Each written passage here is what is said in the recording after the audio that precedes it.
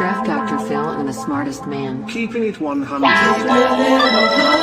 it 100. So chase greatness and start understanding that he's gonna make everybody better. Tape never lies. I don't want to see your tape breakdowns if you cannot show me things that are negative about a guy that's on your current team. Hashtag chase greatness. Hashtag take that. Keep it 100. Because I'll make this one more time clear. Caden Whitlow, cut it. Keeping it 100. He is the best quarterback I have ever scouted on tape. The Chicago Bears select. Guess who's back? The two dudes that kept it real. Dynamic duo that you love, the smartest man at Dr. Phil. Breaking down the film, never a problem, kick it straight. Most shows focus on stats, we focus on the tape. We keep it in 100, never running east or west. We coming with that truth, cause that's what our fans expect. Cut off the fake and anchor, moving forward to be free. But don't you worry, Shane's got the dumbest tweets. It ain't no secret, Phil and Shane got some haters. But now they're moused up like the true and now and latest. Debaters, straws get kicked like Coach Tabor. Cuts had to be made, we added a barber moderator. Up and down, boys got you double checking. Sad sacks trolling like a fool drunk texting. Flexing on the truth cause you know they'll never change. Real, recognize real, that's what you get with Phil and Shane. Give me some fucking names in 2 fucking games. Spark a play or a captain, all of the up there. The tape never lies, the truth you see. We laugh, we analyze, so there's no babies like Maybelline. Straight to the truth with acumen and facts. We got a stat nerd, but he's not just giving nerd stats. Car crash, big impact like trip sack. Every Wednesday night you got the smartest man Phil back. Now we know you're smiling like a fat kid with fun dip. We're back better than ever and we keeping it 100. Keep it 100. Draft Dr. Phil and the smartest Keeping it man. 100. Keeping it 100. Keeping it 100. Draft Dr. Phil and the smartest man. Keeping it 100. Keeping it 100.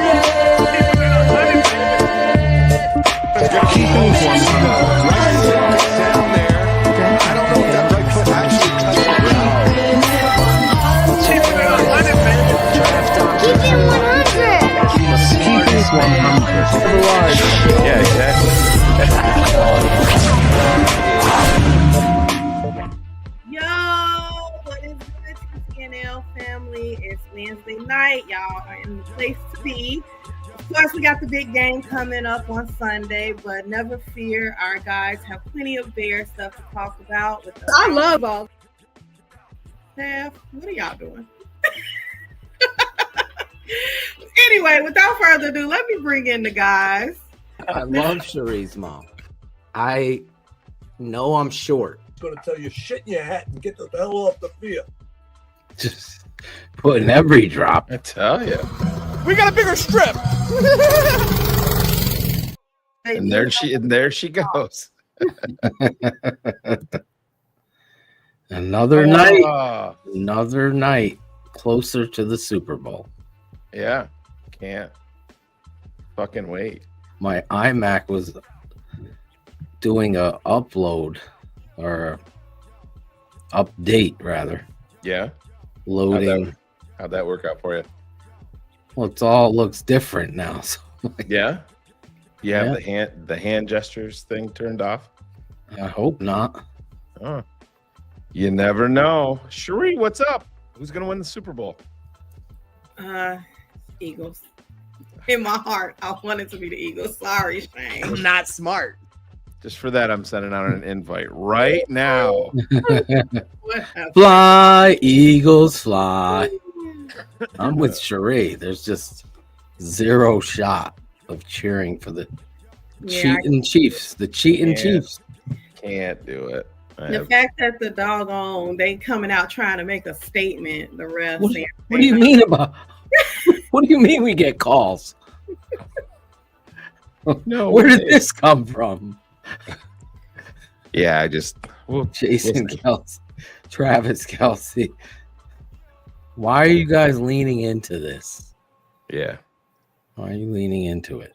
I will say this. Philadelphia is absolutely a legit team, as much as it pains me to say that, and as much as I dislike Howie Roseman, that That dude seems to have it figured out, unfortunately. He puts a value on running backs, Shane. He puts a value on the trenches. He puts a value up front. Yeah. Imagine that. Imagine that. Coincidentally, you're in the Super Bowl. Yeah. It's a coincidence. Howie Roseman not drafting a running back in the top 10. Guaranteed. He's going to pay top $10. Someone will argue. What's up, Deb? Hey, I Mom. still love Cherie's mom. We all do. I love Cherie's I love Cherie's mom. and I love her friends. Cherie's mom's friends. I like all her friends. I have no idea. Just so slick and skinny in a hole. Yeah. You know what I say when I see Cherie's mom's friends? I got it up.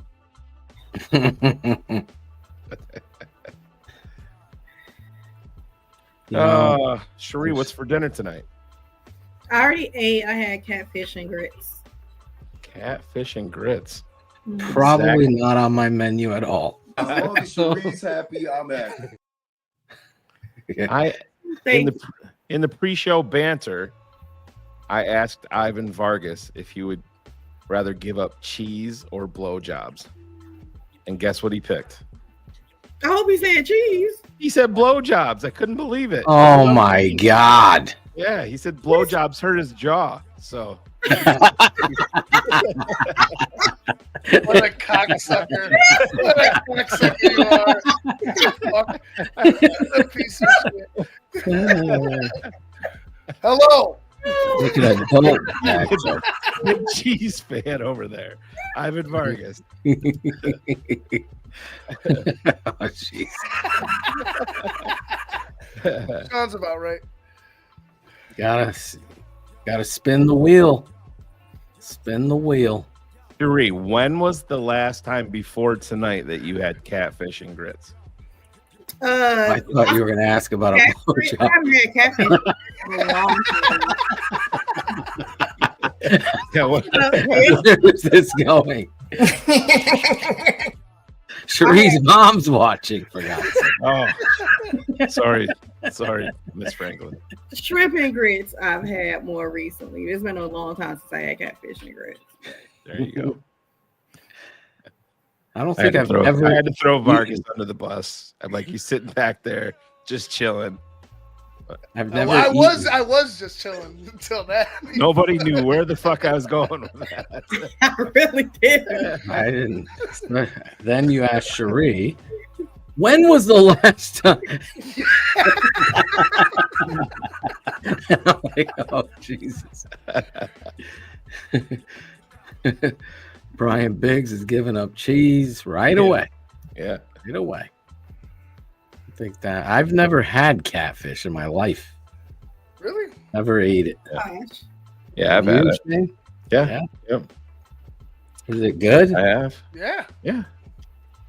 What do you mean? Is it good? Like you gotta get some catfish in you, Phil. Yeah. I never had it. People Tastes can. like chicken. It's like salmon. Some people can really fuck it up and make it Yeah. bad salmon. Yeah. Mm-hmm. But Yeah. if it's done right, yeah, it's fucking excellent. Oh yeah. Which I love salmon, but it's got to be done the right. You can really. I'm not like fuck it up. a fish guy. I can eat I love shellfish, fish. Yeah. but not fish like that. It's the only food if you say it's too fishy, it's not good. Like, what are we eating it for? This tastes too fishy. Oh, it definitely can be too fishy. Yes. Definitely can be. Something's That's not fishy a good going on. thing. here. Yeah. So I stay away from the fish like that. Catfish. I and can have octopus. fried fish, like across the pond. What do they call it? Fish and chips. Yeah. Yeah. I can do that, but I can't. Like What you is don't it? eat. You don't eat Catfish. How is salmon. it? Is it fried? You can do it. Lots. Oh, I How had does it fried. Yeah. Oh, okay. So maybe then I can try it. But even baked, blackened, however you want it, it's Well, good. baked fish, I can't go there. Someone's fucking it up. It's got to be buttery and tasty. I met Jose Torres, and his wife never made me catfish. His wife was a catfish. Hannes, that I'm not going to call him Hannes. I'm going to call him Hans. Hannes. Did Hans have catfish at the Torres residence? Catfish and pot. That's all it was. That's all it was. Yeah. Blunts and catfish. There wasn't no fish there. That's gonna be Chinese. Jose's. That's Jose's restaurant name. It's Blunts and catfish.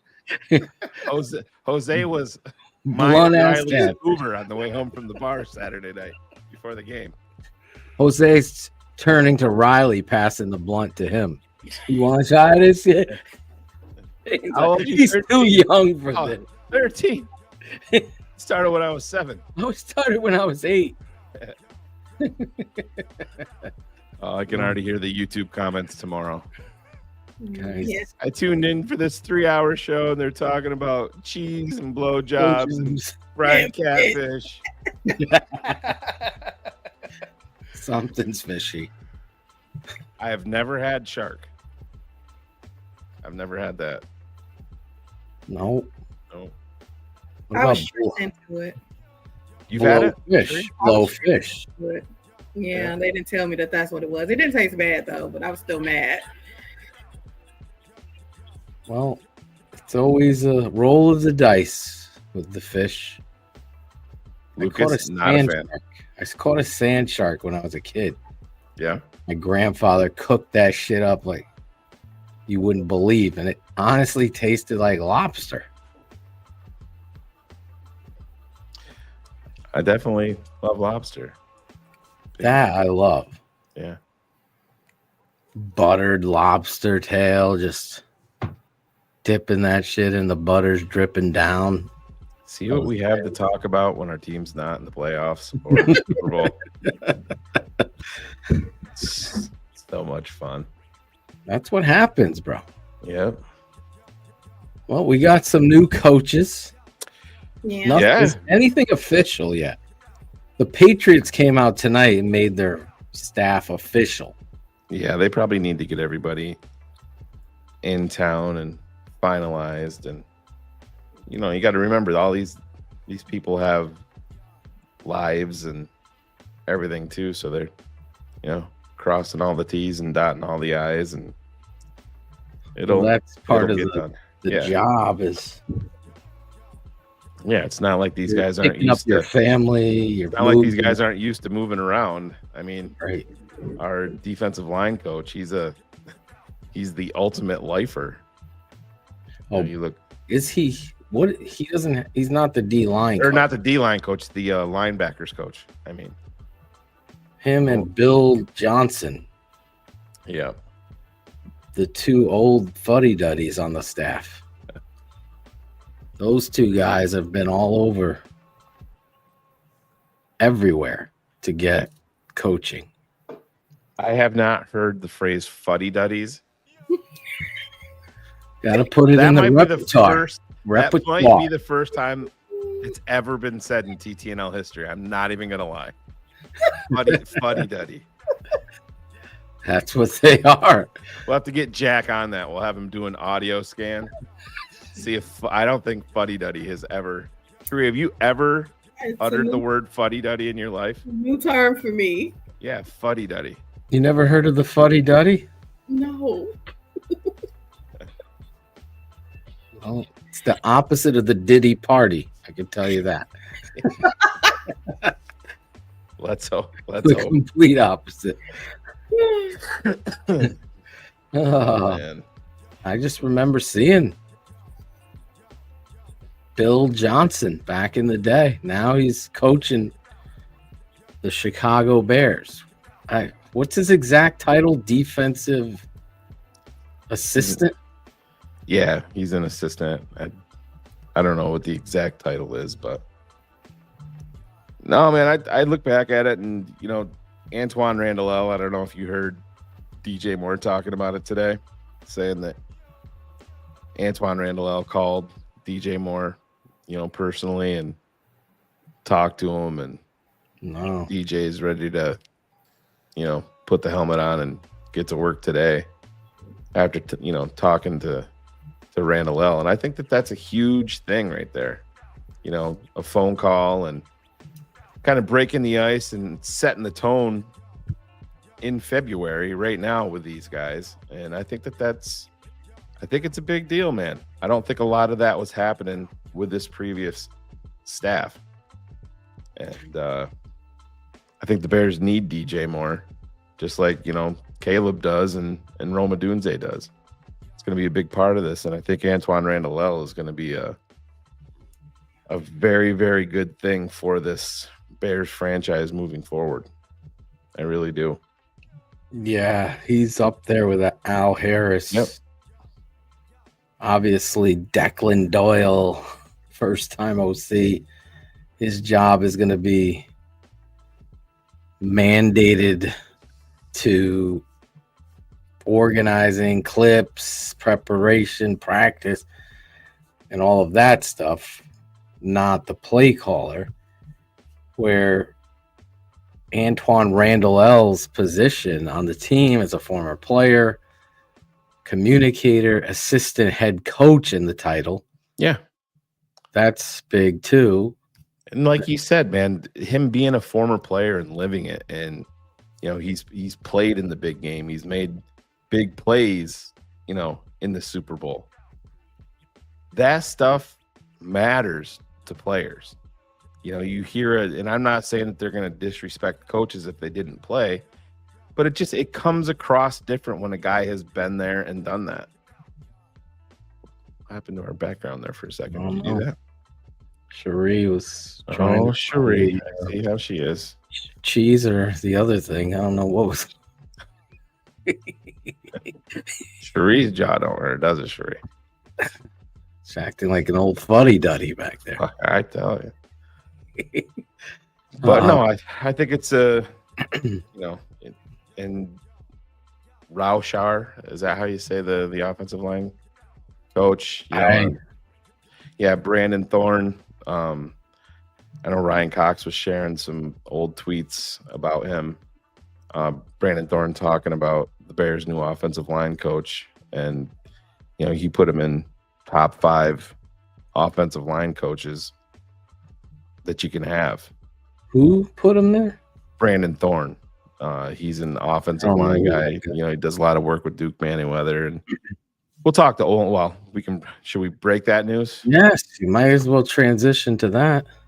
Olin Kreutz will be a guest of Keepin' It 100 next Wednesday night. There you go. Confirmed, and we will. Our boy's coming back. Yeah, he's going to be back. I tried to get you the job, Olin. We tried, yeah. We'll ask you. Now, Olin sent me a great response that I shared with the patrons on how highly, as Sean is saying, he thought, and you don't have to worry about politics anymore, and you don't have to worry about accountability.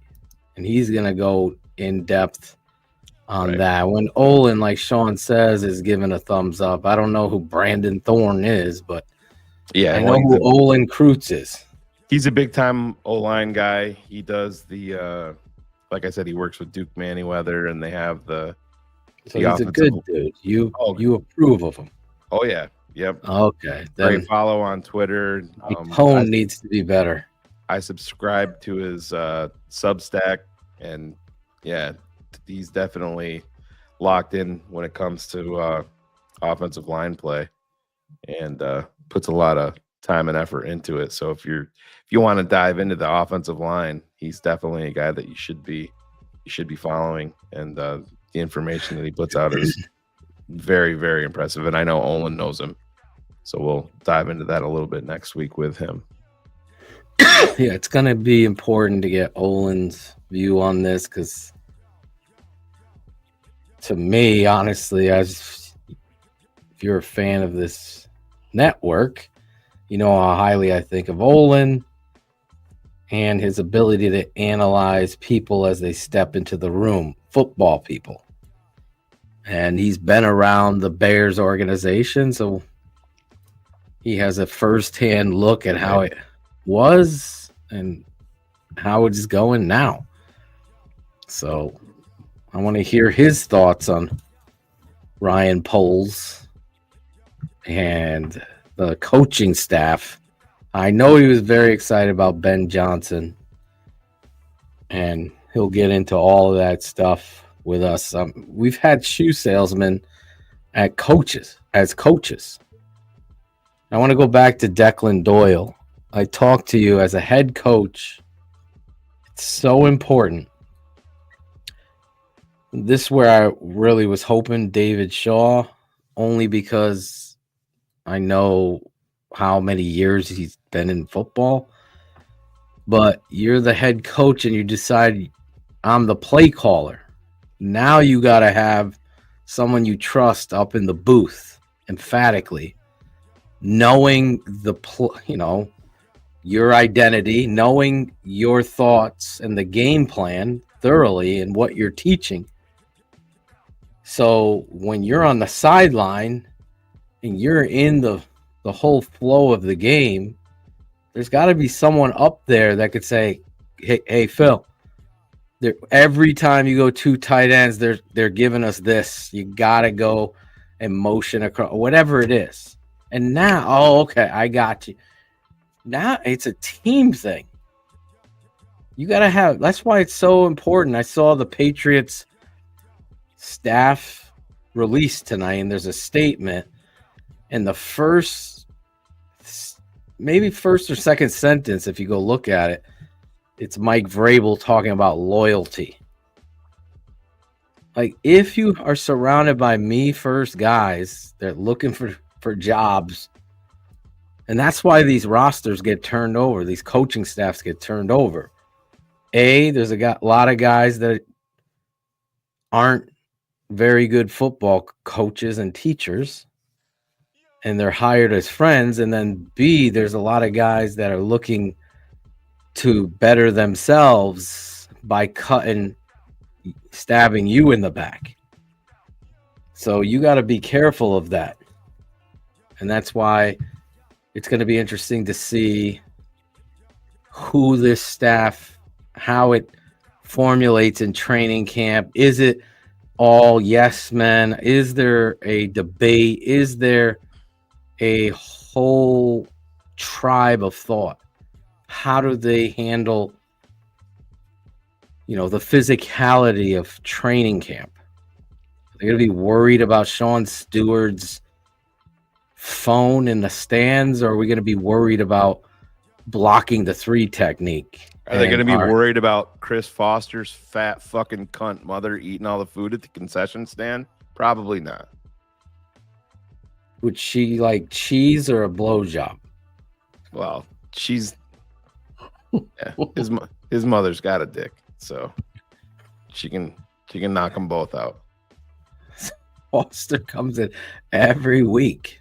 Yeah.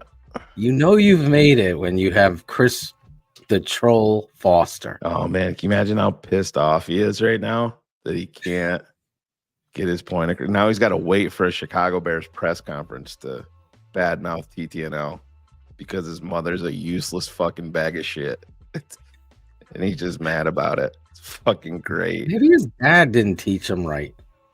Dude, his dad bounced 2 minutes after he fucking met his mother for the first time.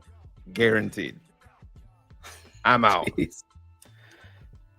Chris Foster, man. It's sad. He'll hop on ESPN 1000, as Lucas is saying. Lucas, congratulations on the move. He moved. He got a new house. Look at you. Congratulations on that. Got to do it. Shane gets fired up with Foster. Oh, I don't. I just think it's funny. He wants to be us and he ain't. How's our backside look, Chris? On my backside look, Chris. I'll put on my white glasses and you can tell me how my backside look, Chris. Guy's like a cockroach. Yeah, Forget a night crawler. He's a cockroach. that was his mother's nickname in high school. He just Cockroach. keeps Yeah, crawling his way back in. yeah. Now, when I went to Hofstra, they used to talk about this Chinese chalk. Yeah. You ever heard of this before? No. I did not believe this shit. So my buddy, he lived in Queens, and they'd get cockroaches. And his mom went to Chinatown, talked to one of the elders or something in Chinatown. And she's like, take this Chinese chalk. That's what she said. So I'm impressed. I'm making an impression of how he told the story. So his mom's, what am I going to do with this? You draw it around the house, wherever they are. So he goes, my mom did it. The next morning we wake up, it's early, there's no lights, and we're walking on fucking, it sounded like cereal, like cornflakes. Just dead cockroaches everywhere. I go, get the fuck out of here. So he's like, I'm going to go home this weekend and bring some back. I'm going to give it to you. We're going to put it around. So I left in the morning for class. I put a circle around an ant. In between the sidewalk, ants make those little houses or whatever. You've seen them before. Yeah. I'm sure. Yeah. I don't know if the West Coast, Tupac's never seen it, but everybody else has. So I put a circle around this ant farm. Bro, when I came home, the whole sidewalk was covered with ants. I felt so bad for all these ants I killed. This Chinese chalk, look it up. I don't know if it's still out there. Destroys cockroaches.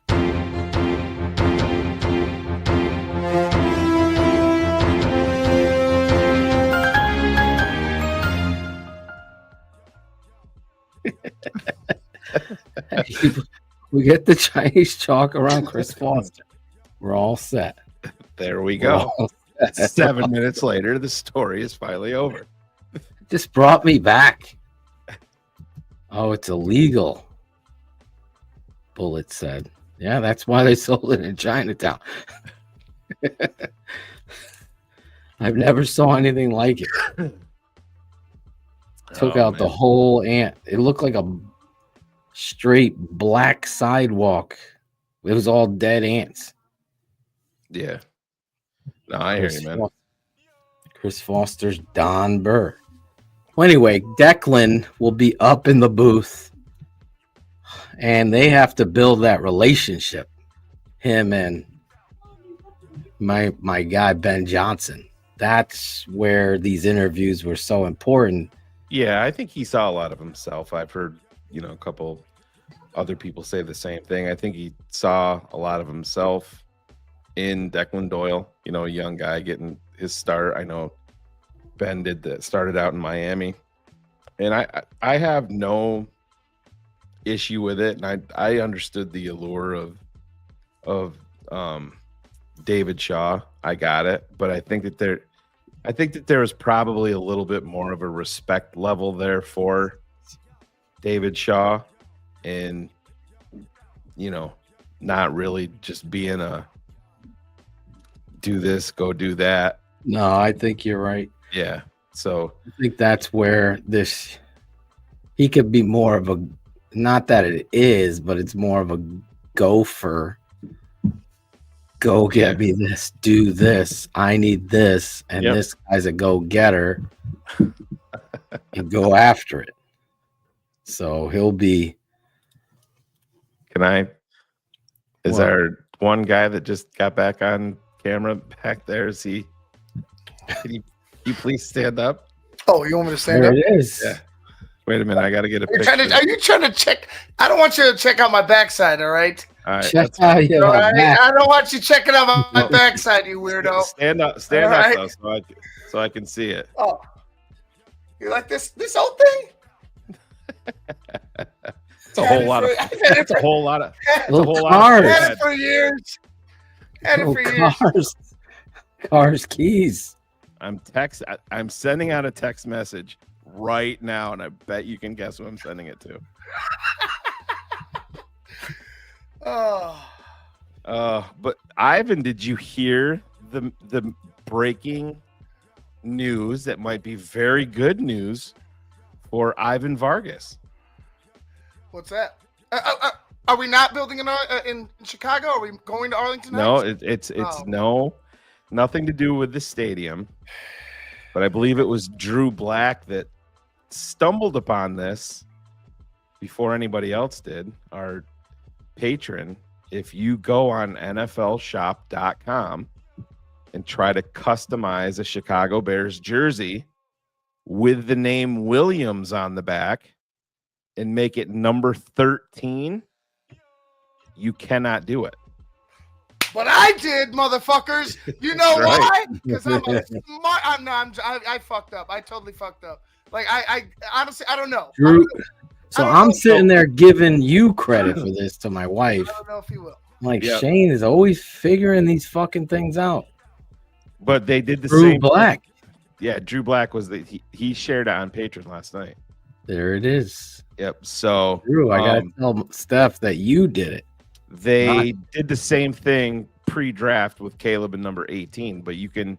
So that means there's a possible change on the horizon. Yeah.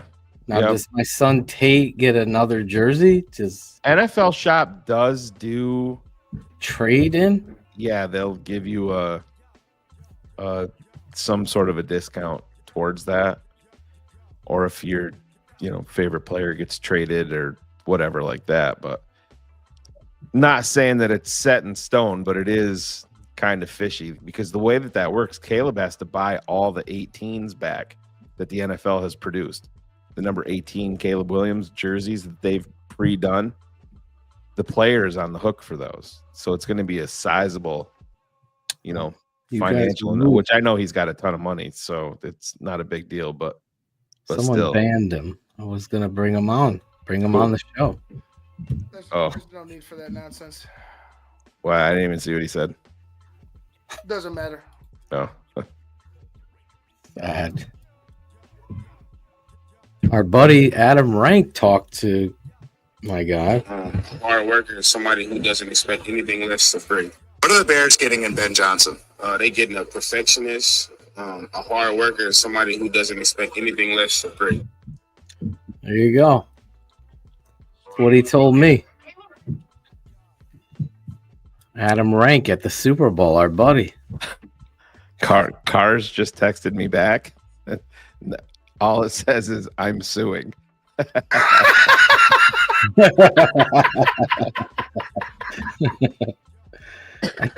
This is a good point by Jack Kane. Ask Steph if she wants one. She does. The rookie, it might be a collector's item because he switched jerseys. Like, is the Michael Jordan 45 worth anything? Yeah, I mean, like a throwback. I like 18 on Caleb Williams.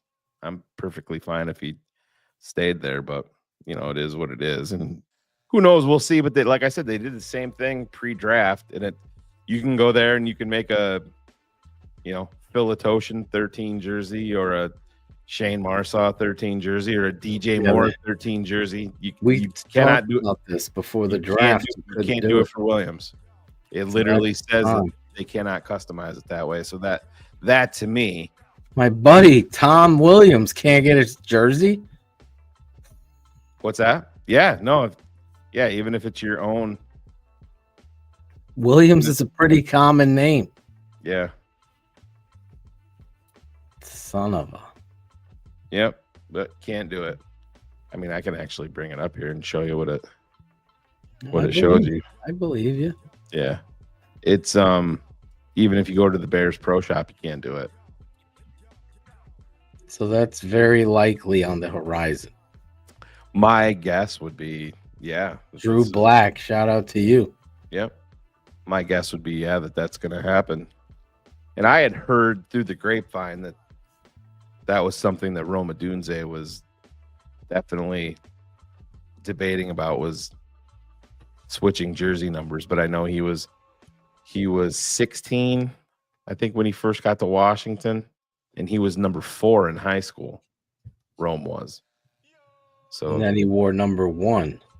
Right, number 1, which I mean that's not getting switched. Jalen Johnson's not going to be switching that, so he's not. Looks like Caleb possibly is changing numbers.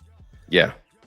For everyone interested. And I think he did make a comment. Drew Black kind of put that out there, as we always give credit Yeah, absolutely. to everybody who's doing these things. Yeah, but yeah. Just You're putting it up. Credit here. Yeah, let me grab it. But yeah, they if you look right down there on the bottom. Will ya look at that? This says we are unable to customize this item with the text you have entered. Please try a different entry. So if you take out the Williams name and just do, a Toshin. Yeah. Is it gonna pop up? Yeah, no, it will. It might take a second. But you can order it and you can add it to the cart. There it is. Yeah, and I mean you can do it for any Bears player also, and it'll switch. But Williams is the only one that you cannot do it for. It's a big sign, boys and girls. Yeah, you heard it here first from our guy Drew Black and Shane and Phil, putting it out into the universe. There it is, Ivan. There it is, Ivan. Ivan Carr's t-shirt. Carr, should I send you the link? Did the Bears send you a ticket? Matthew Carsonson landing at O'Hare. I have about 2 smalls and a medium ready to go for the girls. So name, image, and likeness. Angelo says, "I'm good for one of the smalls, Ivan. Send it over." Could you imagine that shit? Cars' head over his belly, just.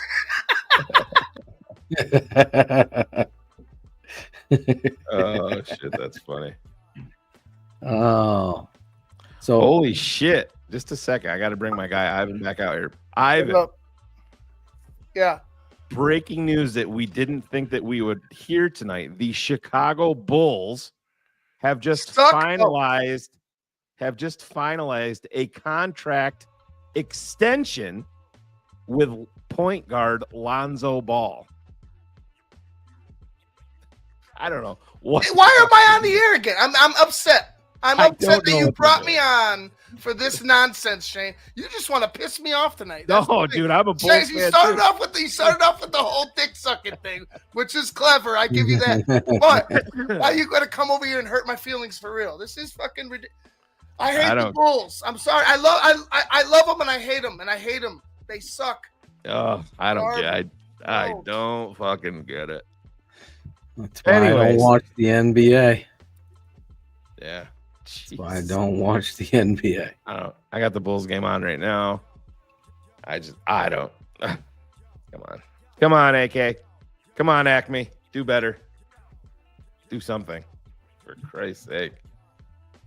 I don't know anything about it. I do know Sergio Saucedo Jr. Every week he comes in here to show love. Every week. There's our guy, new producer here, Jack, on the network.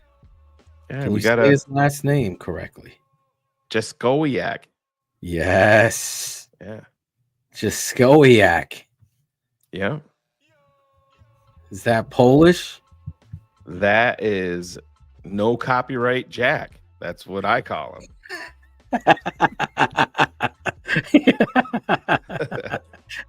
No copyright Jack. That's right. Bang, Jack bang. is our guy bringing all the shorts and reels to social media. Yep. How you like my backside? Yeah. Can we stop saying that? It's creepy. It's creepy. Like it's weird. It is. You started it. Ivan's telling us it's creepy as he has a giant Fucking T-shirt giant of cars man. This is draped creepy. across his draped across his nipples. This is what friends do. Now you need.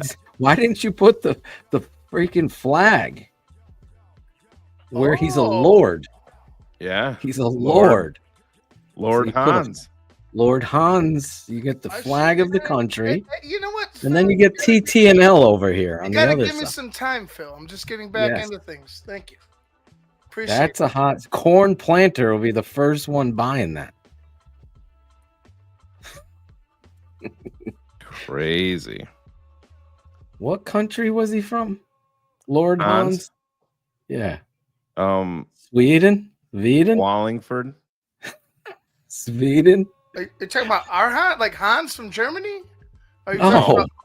Oh. Lord Hans. Lord that was his Hans. real name. Hans. Hans. His Did you know that story? His mother No. originally wanted to name him Hans. Hans. Oh. Yeah. Keep your Hans off of it. Yeah. Matt sounds good. Have you never seen the opening to Cars Keys? Actually, I think I made the Yeah, opening. I think so too. I could switch the Cars Keys right now, right? And it's not going to screw anything up. I don't think Lord Hans. Yeah, I think it's like right here. For Lord Cars.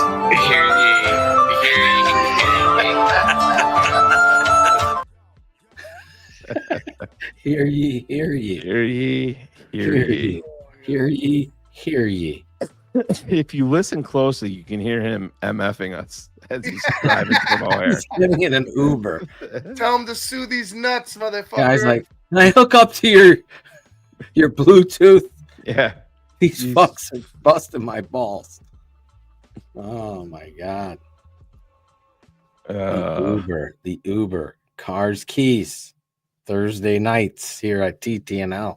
In season, yeah, it'll be coming back here. He's been away for work, but Car's house has been under construction. Under construction. So yeah, we'll be back to get his thoughts on There it is. what's going on. Tape Never Lies. Become a patron, thetapeneverlies.com. We're going to be kicking off our draft coverage soon. We got a plethora of offensive linemen, running backs. We could start there. I want to start with the trade. I'm going to propose to the fans. Shane asked me, would I trade for Myles Garrett? Would I trade for Myles Garrett? And I said, yes, I would trade for Myles Garrett. And then he put some parameters, and this is what I would give for Myles Garrett only. I give up the 10th pick, DJ Moore, and a 4th round pick. Getting back a swap of 4th rounds and getting back a 5th round from them. So we flip-flop 4th round picks, and I would get a 5th round pick back. So I'm giving up DJ Moore. I'm getting Myles Garrett. Nope. Pick. So yeah, I would not. I wouldn't do it. If they would entertain the 10th pick overall, I would entertain it, but I'm not giving up multiple assets for. And Garrett is better than DJ Moore, in my opinion. Oh no, I'm not. I'm winning there. Yep. Right. Okay. He's better than any player that you're getting at 10th pick. So now I'm getting the player that a sure thing, and then. I'm sorry, I didn't give up any other picks. I got a 4th. That's what it was. So let me read. Yeah, you didn't do a flip flop. You did. I just got You a did fourth the back 10th. from them. You did the 10th DJ and Garrett and a Fourth. fourth round pick from the Yeah. Browns. right. That was your. So let's start again. Myles Garrett for the You just- 10th pick, and Myles You- Garrett in their fourth round pick for our 10th, and DJ Moore. right. You Yeah, would say no on that. Yeah, I would. I would. I say 100 times I would do it. Yep, I would not entertain that, and I'm just looking at So now I would get two. So along with it, you're a trading. dynamic pass rusher.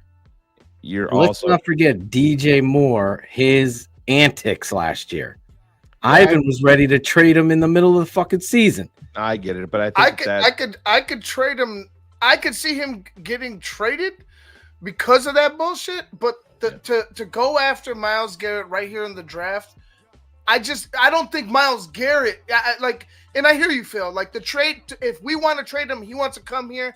Yeah, that's perfect. But I don't think Myles wants to come here. I think Myles wants to go to a team that's ready to fucking go. Not saying that the Bears can't make a run and overachieve, but Myles Garrett, in my opinion, is a player that wants to be on a team that is you expect to be in the playoffs, that can be put over the top with a Myles Garrett. That's where he wants to be. Well, you heard Albert Breer speak to where the Lions, right? Yeah, Detroit. Yeah. I mean, you think about that Oh there, my and you're like, God. holy fuck, yeah. So I would be blocking that trade. So you're trading DJ Moore on his, with his extension, you're also incurring $16 million in dead cap as soon as you trade him. So We that's can negotiate some sort of payment. that's gonna happen. I mean, he just did a contract extension in Can't July or Cleveland August. take some of the hit? But the bonus money is going to that immediately to- automatically drop. Yeah, so that's going to go to Chicago. I'm okay with that because But- I'm getting Myles Garrett. I'm not in the business of taking weapons away from my young quarterback first and foremost. And I understand, and you can question DJ all you want, and I didn't like some of the shit, but I think overall, Phil, it was the environment. And I also think you have to look at, I think it was very, very scripted for Ben Johnson and for the Chicago Bears, who was present for the press conference. I think that is something that they talked about. And I think it's very, very telling that it was DJ, that it was Caleb, that it was Cole, and that it was Roma Dunze. So I don't think that I don't think they have any intention of moving DJ, and I wouldn't either. I'm not saying they do. Yeah. But I'll address TTS Cam. I'm acting like that. I am looking at DJ Moore, and I'm not forgetting what I saw on tape. It happened throughout the season. We're not talking about going on a sideline, reading a book. We're talking about jogging in a route. We're talking going about off. Antonio Brown shit. That's what we're talking about. You're talking Not about AJ, Antonio Brown shit. Yeah. This is why I would fight for this trade, because I think defensive end is way pass rusher dominator. This is Reggie White level talent that can totally change. Montez Sweat can't touch his fucking ankle. This is how dynamic this guy is. Do you want to talk about immediately putting you in the playoff contention? You're wrong, Mark. You have to. The devil is in the details, my man. If the Bears outright released him previous to June 1st, then you're correct. We're talking about trading him, and it's completely different parameters. So I'm 100% correct.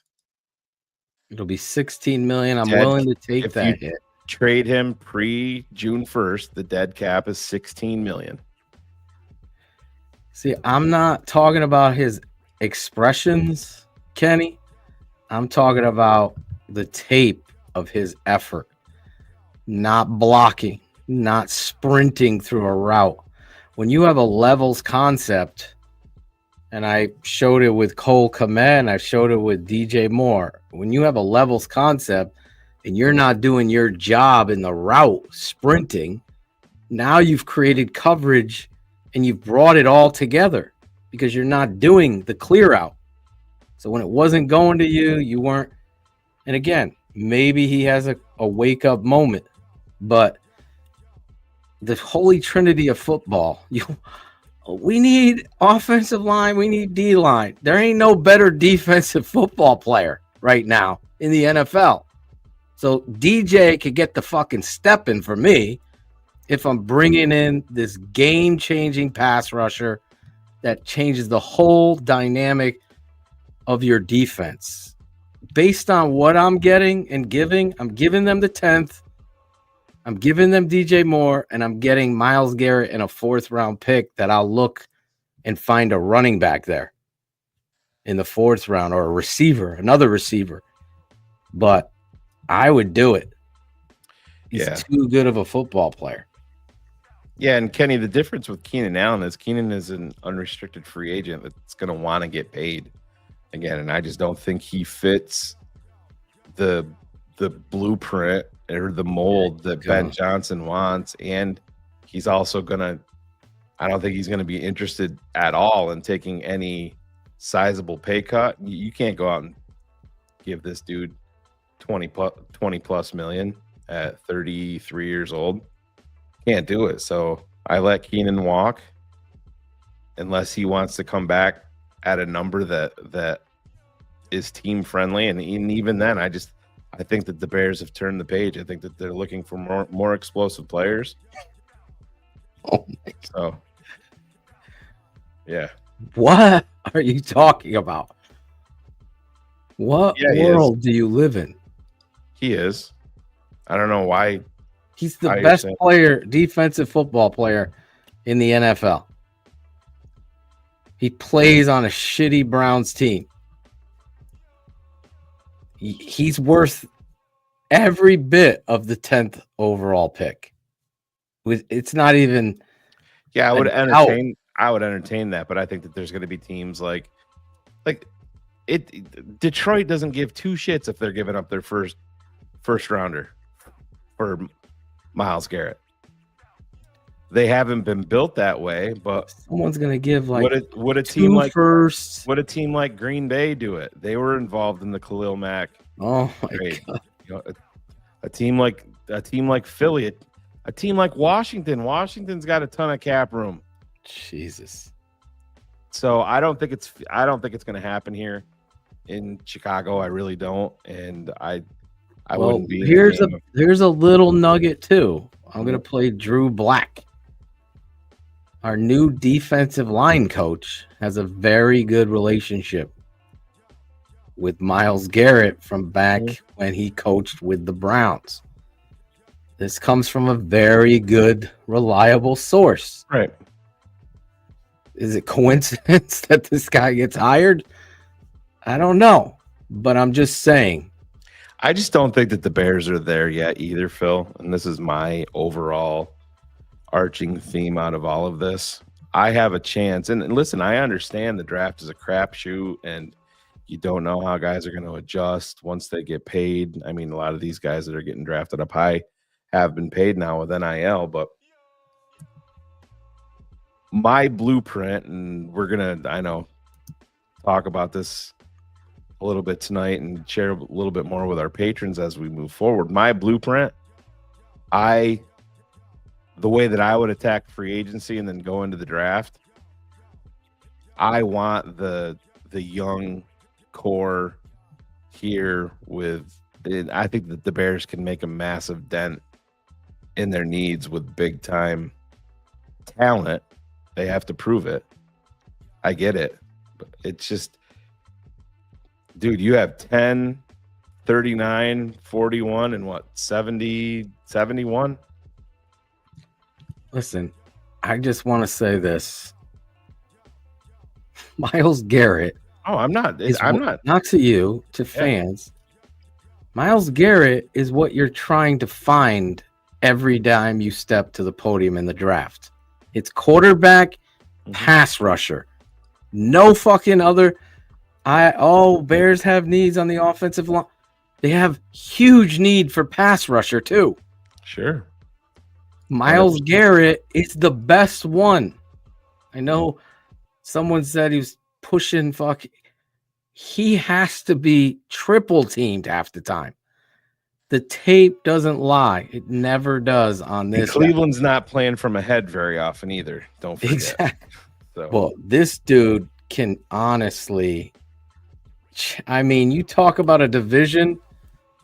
What happens with Jordan Love and fucking pussy soft, what's his name, in Detroit, Jared Goff?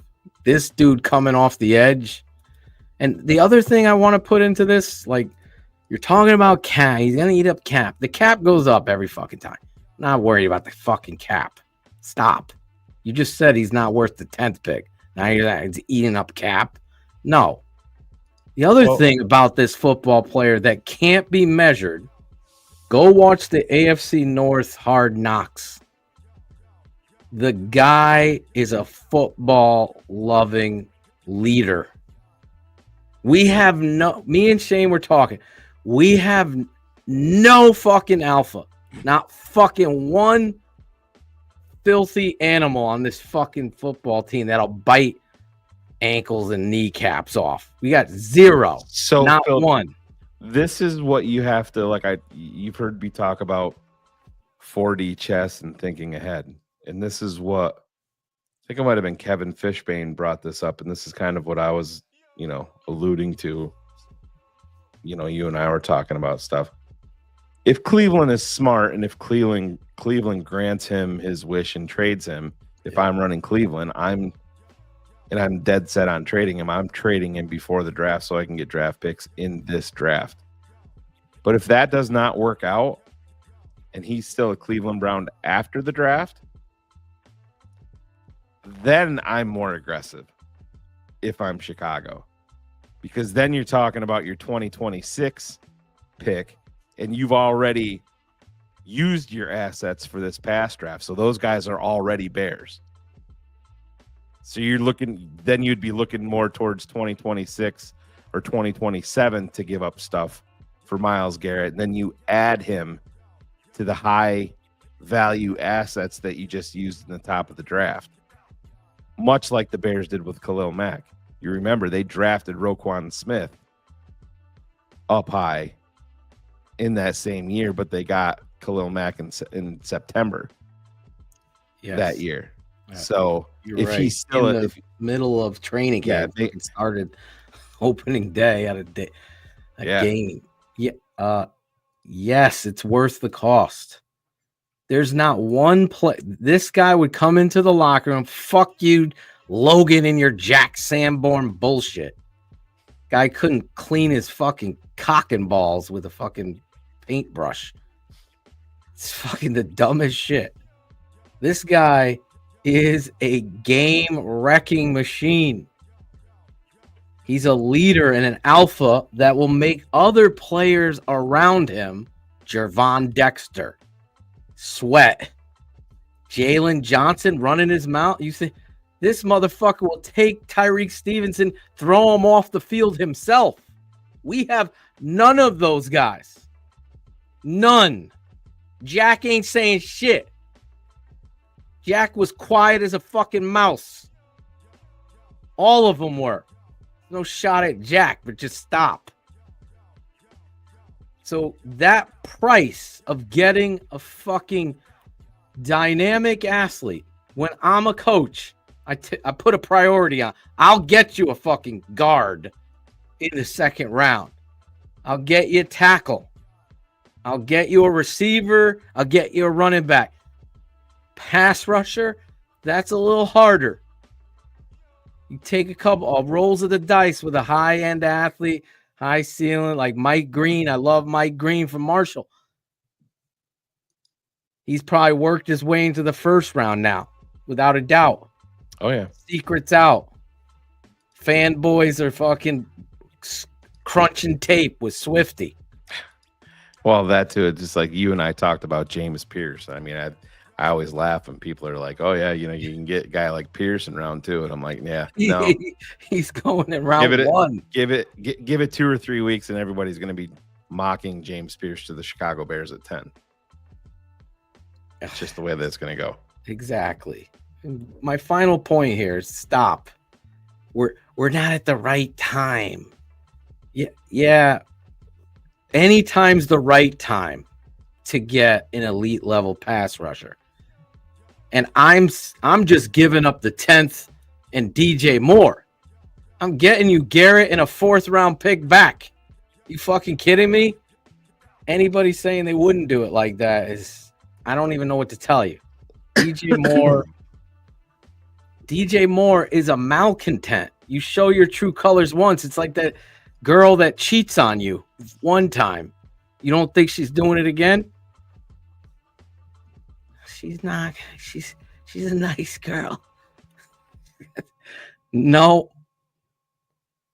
You get Myles Garrett in Detroit opposite Hutchinson. Now you're talking about, yeah, and now we gotta draft fucking tackles, Phil. How about you get your guy there and put it on them?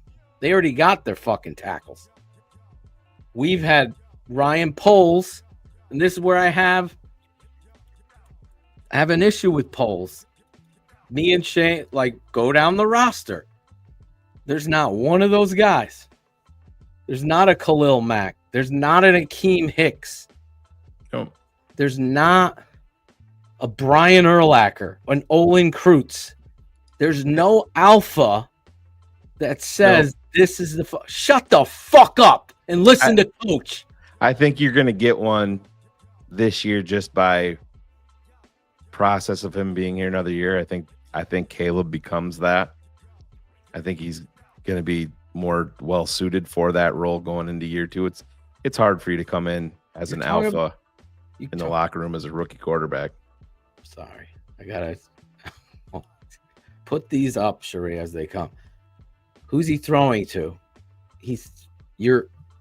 I'm talking about a trade in the draft. Now you're signing free agents and you're drafting receivers. Christ, if they listen to Phil and Shane in the receiving prospect part of drafting, you'd be a hell of a lot better. Hell of a lot better than they fucking drafted. They got Rome. He was my number 1 receiver. They got him. But gun to my head, I would have taken Brock Bowers. That's not rewriting. Shane will tell you. Yeah, you're on record as saying that. And I'm looking at dynamic football players. Who makes everybody better? Myles Garrett makes your whole defense better. And that's why you do those things. And your offense is going to be, you're going to find, you can make a trade. I'm not trading for Cooper Kupp. But I'm saying those things will always happen for you. And honestly, you had a shoe salesman coaching, and there was a lot of politics. That's why my faith is in Ben Johnson, because I know, based on David Montgomery, and you heard him with Adam Rank, and based on me talking to other players from the Lions, that this guy's going to hold a standard to his identity. What it is going to be built and scouted, and that's why he put that stuff out there as a prerequisite to the Chicago Bears. And Shane pointed that out in the middle of the fucking moment that shit was rumored to be. This is what Ben is looking for in a franchise.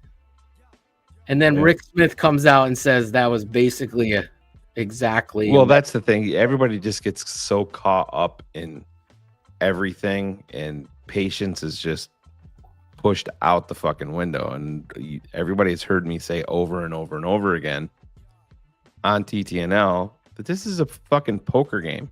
There's a lot of bullshit. You heard Rick Smith say, yeah, that one story about the Raiders was out there, but I liked it. So I wanted that to survive. I wanted that to I wanted that to gain momentum because that was good for us. That's the game that's being played. Everybody is so reactionary. I mean, now you go look at Vegas fans and they're all out there saying, oh, this is a blessing from God that Ben turned us down because it led us to Pete Carroll. Great. Pete Carroll led you to Chip fucking Kelly. Have fun with that. But yeah, no, and I agree with Johnny here. This is the thing. I don't think this. I don't think it goes in a perfect doesn't world. go hand in hand there. That's I think it does. I think near the end it did. I don't think when DJ did it is appropriately timed. This is going on in the 4th, 5th game. You're 4-2. Phil, and I get it. I get it. But it's when we were talking about Brian Flores, and you're like, well, I think he's figured it out. It's this almost the same type of thing, man.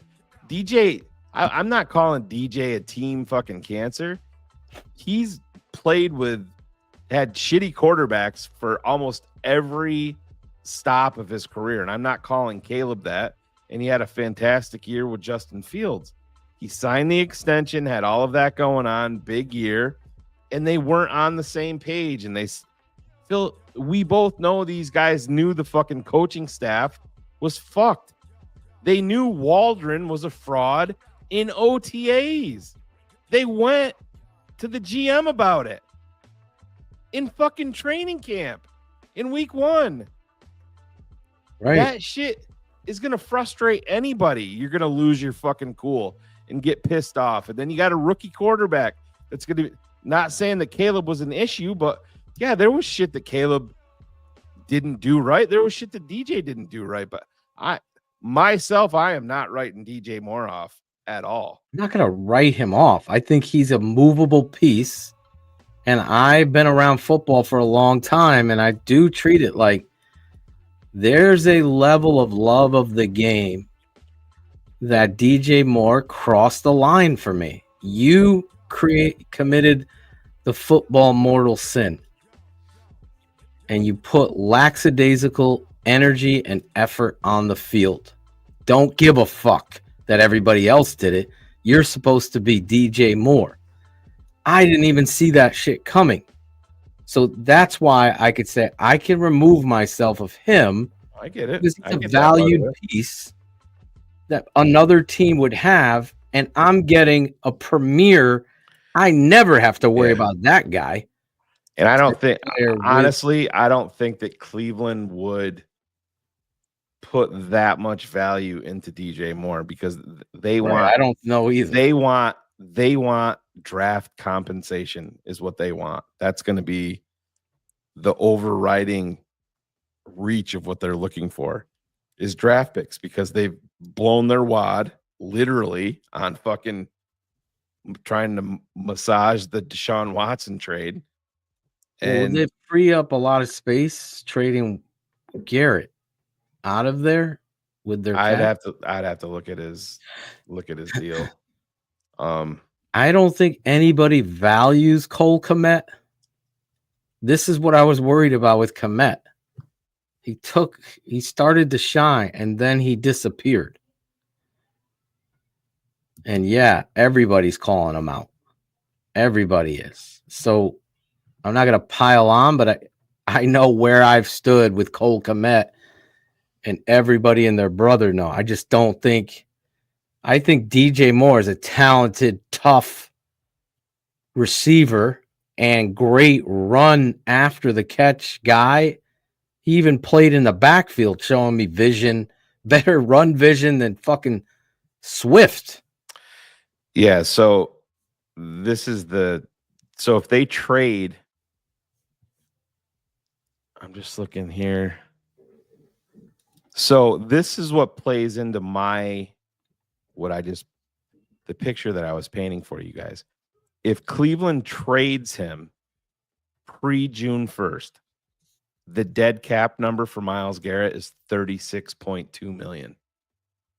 On their cap. And it's a negative cap savings of minus $16 million. So that's not great. They can declare it in a trade. But at listen, post June, listen. they could declare it. A post June 1st trade, the dead cap goes from 36 down to 14.7. But then again, that's pushing it.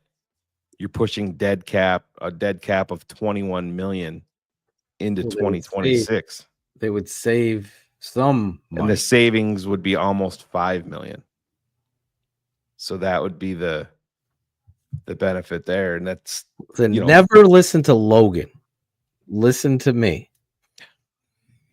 Jack Sanborn is not an alpha. He might eventually become that, but he doesn't have a voice yet. Yeah, he doesn't have the tape. You can't call him an alpha just because you like him. I mean, Exactly. I like Sanborn, but that's crazy. He isn't there yet. That's A. B, you're getting one. Myles Garrett is. He walks into the room. He's the Michael Jordan of pass rushers. And what has a more effect on a football team? A pass rusher does. Again, Logan's wrong. Pass rusher is more important than a receiver that's lackadaisical and showed poor effort. Now, is Ben Johnson going to set a different tone? I believe so. Is having Antoine Randall L coming in here? I 100% believe so. But I'm not going to fucking sit here and kowtow to bullshit. Myles Garrett is better than every football player on our team just walking in the door. And that's what you do. That's the goal of a trade. Is he worth the 10th overall pick? Yes. 100 out of 100 times. But I'm not entertained. I would entertain if it was flat number 10.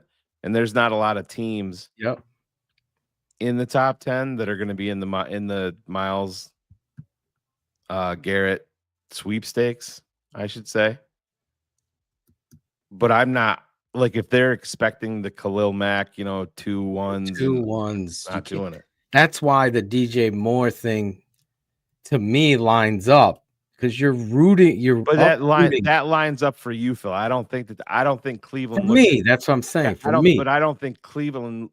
You have to look. You have to look at it from Cleveland's perspective. Now, if I'm Cleveland, any deal is going to include your backup quarterback in Chicago coming my way because I'm going to get a flyer on a young, cheap quarterback. Well, we get him and his dad out of fucking town and Judah Tribe with him, right? Bullets.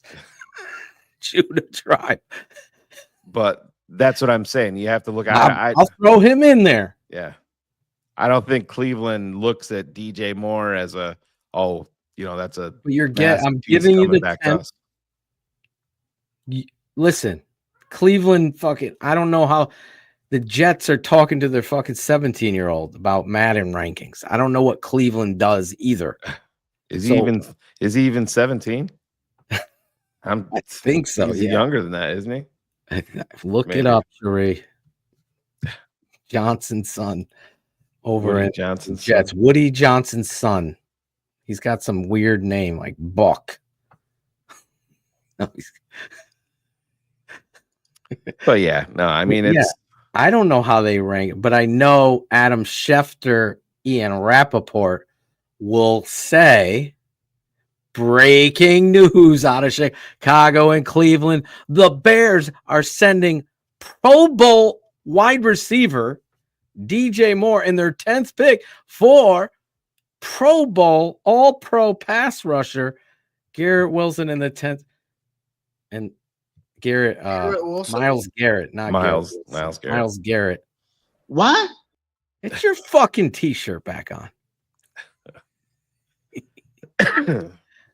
You know how they'll pretty it up, and the Cleveland will feel good about that.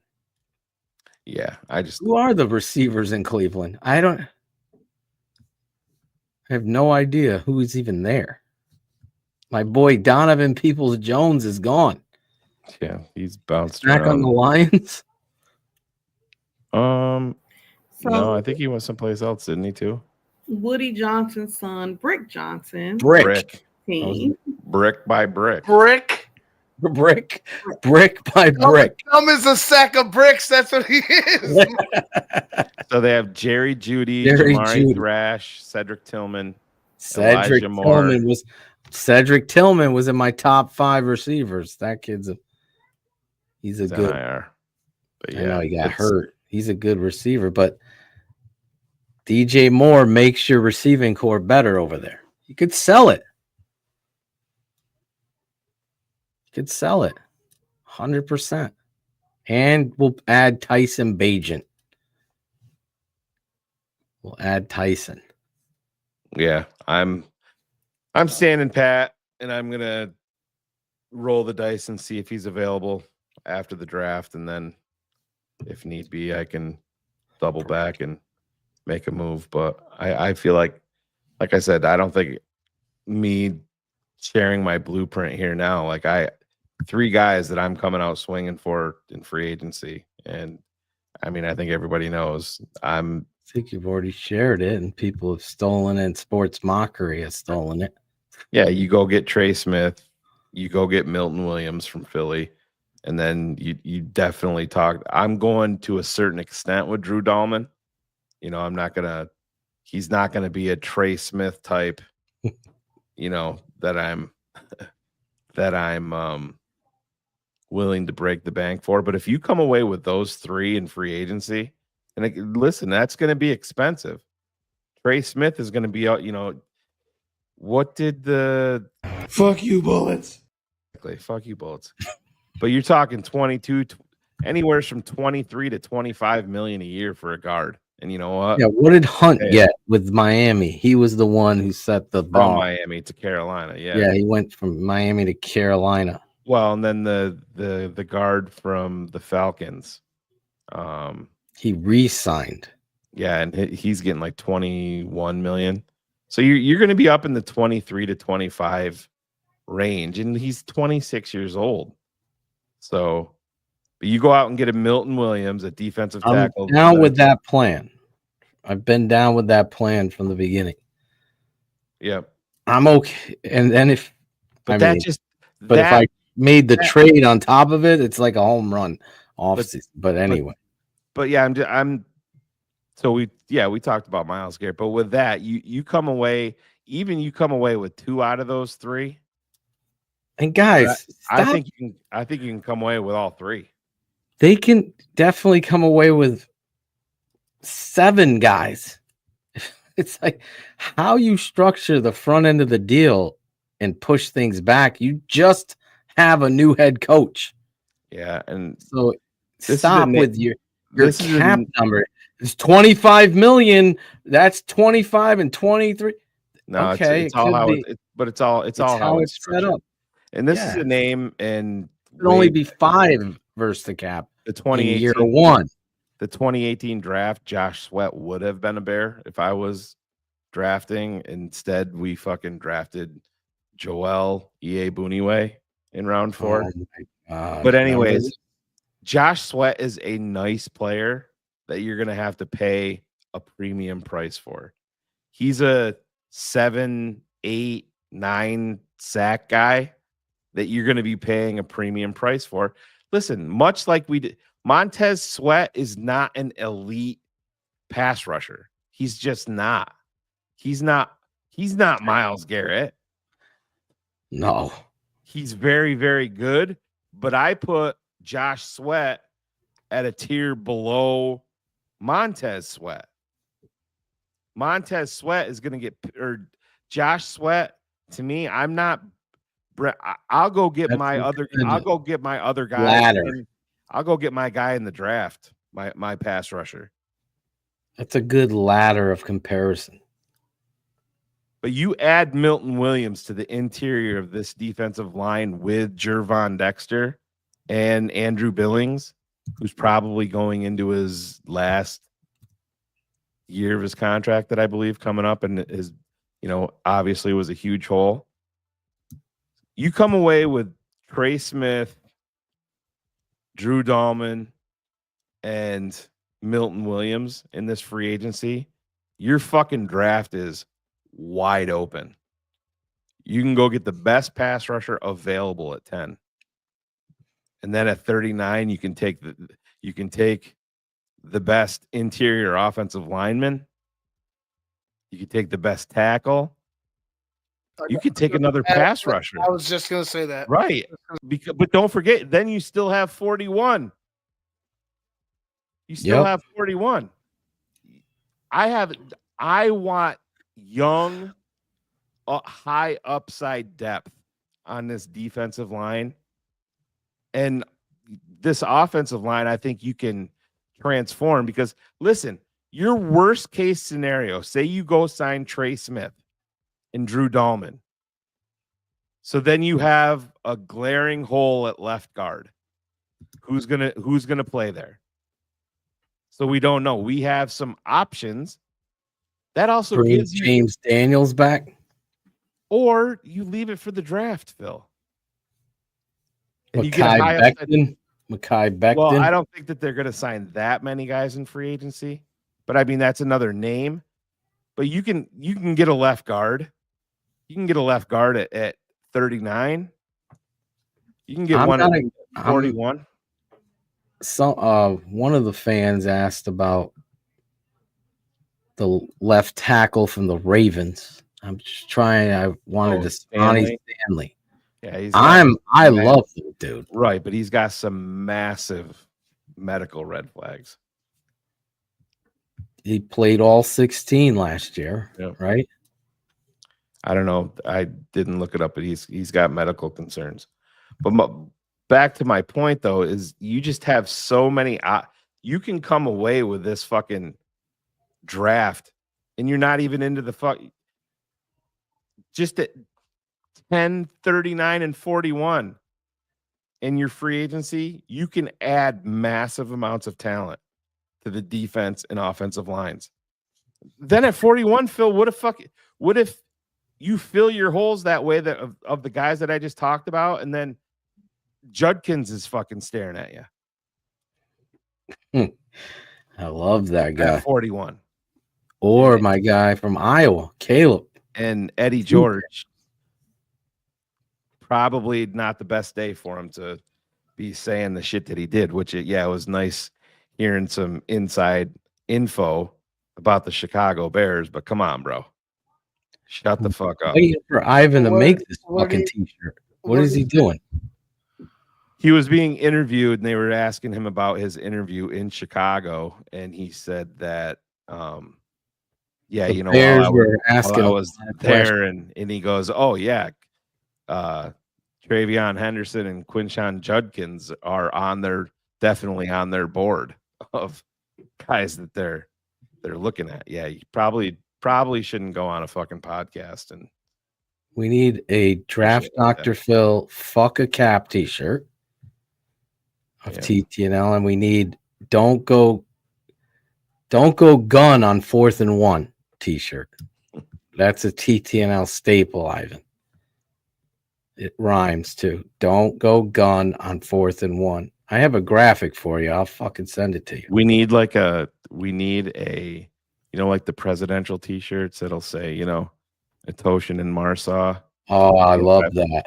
We need a catfish and grits one. God like that. Damn it. Why did you guys do this without running it by me? Why did you invite Riff Raft into the show without me knowing? Oh boy. Here we go. Here he Breaking news. The tape never lies. Network breaking news.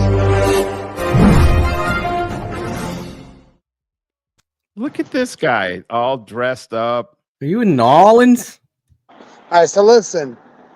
Hey, Ivan, shut the fuck up. You're sitting in my fucking chair, by the way. I'll have you fucking know.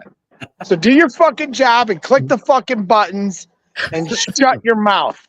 That's number one. Are you gonna number two? Another cigarette? Don't come in here and start talking with your fucking handlebar mustache. Number two. Yes, I'm dressed up. Yes, I'm wearing the exact same jacket I was wearing yesterday because it's the only one you got. I wore it's the only suit I got, and I was wearing a collared shirt I I had a collared shirt on. We were at this Colin Coward fucking dinner. Okay. Or not Who doesn't dinner. go to that? Colin Coward party, and there's all these people drinking for free. And Carm dropped Parkin's name to get us in. And so I go in there, and it's like a gray button up, and I fucking spilled fucking crab meat on my shirt. So I had to walk my ass back to the fucking Airbnb and wear the same, essentially, a little different. So I got a little different undershirt. You got flustered. He thought he saw Greg Gabriel and he dropped his fucking food. No, I wasn't worried about that because he's sleeping. It's sleepy time. It's sleepy time right now for the older crowd. Applesauce was served at 5 p.m. So he's an old fuddy-duddy, Greg. Yeah. Well, you know what? I'll give him credit. He drafted Devin Hester. So for that, I will always love him no matter what he says about our good, fine company here at CHGO. So, yeah, jumping in as I'm walking back now, the walk of shame back to this thing. So how you guys doing? So, Greg, I got to go off football. I got to get your thoughts on this. The Chicago Bulls extended Lonzo Ball tonight. Get the fuck out of here. 2 years, $20 million, and I'm dead serious. You're fucking lying. I swear on. You're fucking lying. I am not totally lying. Came on a. Well, that's my fucking reaction right there. That's got to be a fucking joke. No, it's what in the world? Yep, Casey Johnson reporting 2-year, $20 million extension for Lonzo Ball. I don't get it. That is why. After you just trade, like you're trying to trade everybody. Yeah. Man. We can get back to football, but Yeah. Wow. So Jesus. What is the vibe in Nolens down there? What's any good Bears news? I mean, it's not like last offseason, right? Where everybody's going to have an opinion about Justin Fields and Caleb Williams. I think the overall vibe of the people we talked to Ron Rivera. We had literally today from 8 a.m. to 5 p.m. We did interview after interview after interview after interview. So like it was intense, an adrenaline rush. It was fun. But we talked to so many different people, most importantly, Ron Rivera, who we're going to play that probably on the show tomorrow. And He's been some named different the people. GM at Cal. Yeah, tonight. And he obviously interviewed by the Bears. And we've talked to some different people that, Jay Glazer and some different people that have an understanding of the process at Hallis Hall. And I think the common theme with each person is they keep saying, like, they're finally serious about winning. That's what we keep hearing. And then the next thing we hear is how impressed they are by the facilities at Hallis Hall. Like when you're talking about the impact of Kevin Warren and what he's had here on this situation and changing the standard of how they're going to do business at Hallis Hall, there's a lot of people here that genuinely believe, and like I said, when you hear Ron talk about it and some different people, some people that we've already had on as well, I think it's an authentic thing you're hearing from each person. Like, no, they're finally serious about things. It's just kind of a backhanded compliment, but hey, we might have finally arrived. We know it to be true. Well, I think we need to see the results first. No, I'm saying we know in the past that that's how it feels, and sure. So there's semblance of truth. So I think that's probably the biggest takeaway so far of the first few days. Now, why the fuck are you talking with Coach Matt Nagy, ex-coach? Well, that's kind of like a Adam Hogue tradition. I didn't personally talk to him. Sucking. I mean, when you're I was kind of looking for some different angles. We're gonna spread our resources to different places, so I let them handle that. Obviously you're talking to Dave Tobe. Nice. I think Dave certainly was like, hey, They didn't ask me to interview. You know, I get it. You know, special teams coaches aren't getting hired anymore, but they did, interview 20 people. They didn't interview Dave Tobe, so I thought that was interesting. So like stuff like that right there. So like we interviewed Dave Tobe last year, right? Talking about Hester in the Hall of Fame. So why would you interview him again? Well, there was something there, right? And obviously Hightower running his play at the end of the year was the reason why Hogue wanted to talk to him. And Nagy, obviously, there's not much meat on the bone there. Anyway, how many times are you going to keep asking him like the Chicago perspective? But at the same time, like, he's going to have fun with it. As much as we all kind of hated him on his way out, he's a good dude. He's going to mess with you. He's not like above the conversation, and he's pretty cool with the Chicago media. So I think they feel comfortable talking to him. Thankfully, Pat Finley led you right to him. Exactly right. Pat, to his own credit, he found out with the Saquon Barkley aspect of possibly coming to Chicago. So for all the people that are, crying about Trey Smith being asked about things that don't have to do with the Super Bowl, no one seemed to have an issue with Saquon Barkley making a comment about how close he came to coming to Chicago with the big game coming up. So I know did we're you all see the guy flat out ask Myles Garrett about playing in Washington today? Oh, Myles Garrett's on Radio Row, right, today, walking around doing all these different things. Obviously, I tried to get him on, but he's completely slammed book, so it wasn't happening. You got Eagles radio outlets and podcast outlets as Myles Garrett is walking by, just screaming at him like a circus, almost like, "Come to the Eagles! The Eagles are 5 days away from a Super Bowl, 4 days away, and they're recruiting Myles Garrett as he's walking around Radio Row. But we're gonna worry about Trey Smith. Like it's so it's that part is was pretty funny. But and then going to Trey Smith, who it took me forever. Like Eagles came out first, and it's like 45 minutes. You can talk to anybody you want. Then there's an hour break before the Chiefs come on. And it literally took me 40 minutes to find Trey Smith because the way they had it set up for the media, you basically had to horseshoe around the entire field. They wouldn't let you on the field, which was different than Vegas last year. So it was actually pretty hard, kind of finding like a needle in the haystack through the amount of media people, different players and coaches that are within this scrum that the main players have their own podiums, but the extras are with the scrum. And so finally at the very end we find Trey Smith, and like this is the whole thing, like obviously it's a big controversy on Bears Twitter, everything's a big controversy on there, but like I talked to him for a few minutes before we did the interview. Well, you were the one who hustled to get him, right? Yeah, I mean ultimately we were all trying to find him, but I happened to come across him and finally got lucky and found him, so like okay, credit to me, whatever. But ultimately when I talked to him, like, dude, he was so cool, down to earth, introduced myself, said what I did, like, wanted him to know, like, hey, I'm from Chicago, like, just want to talk to you for a second, like, so he understood that this wasn't going to be a Super Bowl angle. Like, he knew that going in, and he was so cool, and he was like, hey, I got to do something real quick for a sponsored promotional thing, and then after that, I'll get to you. Like, he said that, like, and so, like, that's a little thing, but it just it speaks to who he is as a person. And if you watched our show today on CHGO Bears, Mitch Holtis, the voice of the Kansas City Chiefs, go watch it and listen to what he says about Trey Smith and tell me you're not sold on paying this dude $23 million a year.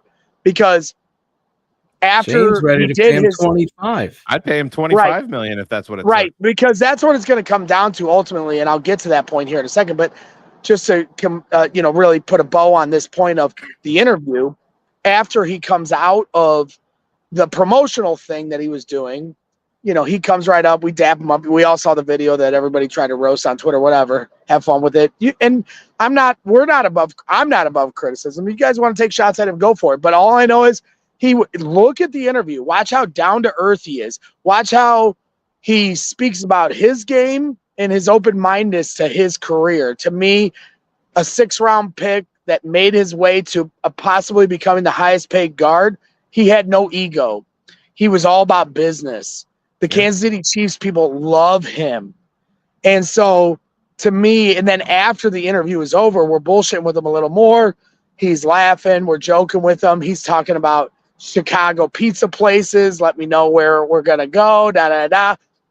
And I'm like, so like we put that teaser out, like Bears fans should be excited. Like, okay, he's going to try to win a three-peat. Right. But this guy wasn't saying no. He could have said, nah, hey, Greg, I know you guys got a Chicago angle. I'm trying to do my – and if he had said that, we'd have walked away. Sure. He wasn't, And so, that whole thing, whatever. I don't give a shit. Like, it was refreshing to hear his perspective. It was cool to see how down-to-earth he was.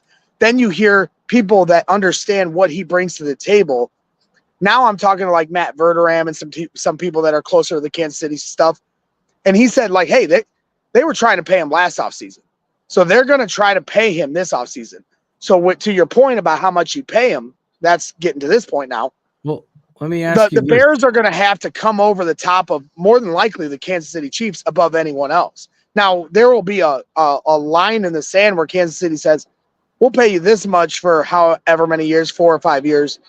But if these teams start to really come over the top, Kansas City has the confidence that they'll be able to replace just like they have with other people through drafting. Yeah. But you're going to have to back up the Brinks truck to do that. Yep. So this is a free agent too, right? Right. And that's the whole point. They're going to have to pay Nick Bolton. They're going to have to pay, some different guys there. Karlaftis is a player. And so out of Purdue and a great dude as well and a playmaker, right? Did you talk to him? I talked to him last year and did like an official interview thing. But then this year I talked to him privately, but didn't do anything like on camera. And he's real down to earth. Karlaftis. Yeah, he's a really good dude. By the way. Oh, he's not? No, he's I not. Thought he was. No.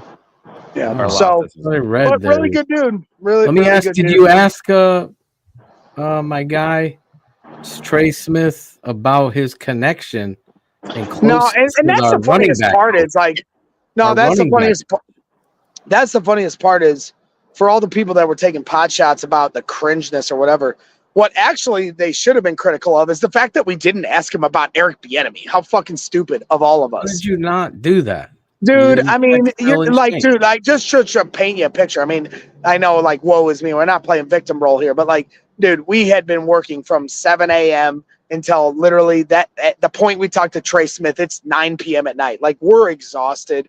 We are running around a football field trying to find this guy. It's an adrenaline rush. There's a lot going on. Your head is spinning. So I'm not going to make excuses for it. We were unprepared for that moment. We did not ask him about Eric Bieniemy. We did not ask him about his connection to Darnell Wright. So that's the funniest part to me is the criticism should have been that. That's to me. I'm going to criticize you right now for that. Oh, 100%. And we wore it. They're very close. He has a big, close friendship with Eric Bieniemy. Yeah. So the Bears getting and that's 100%.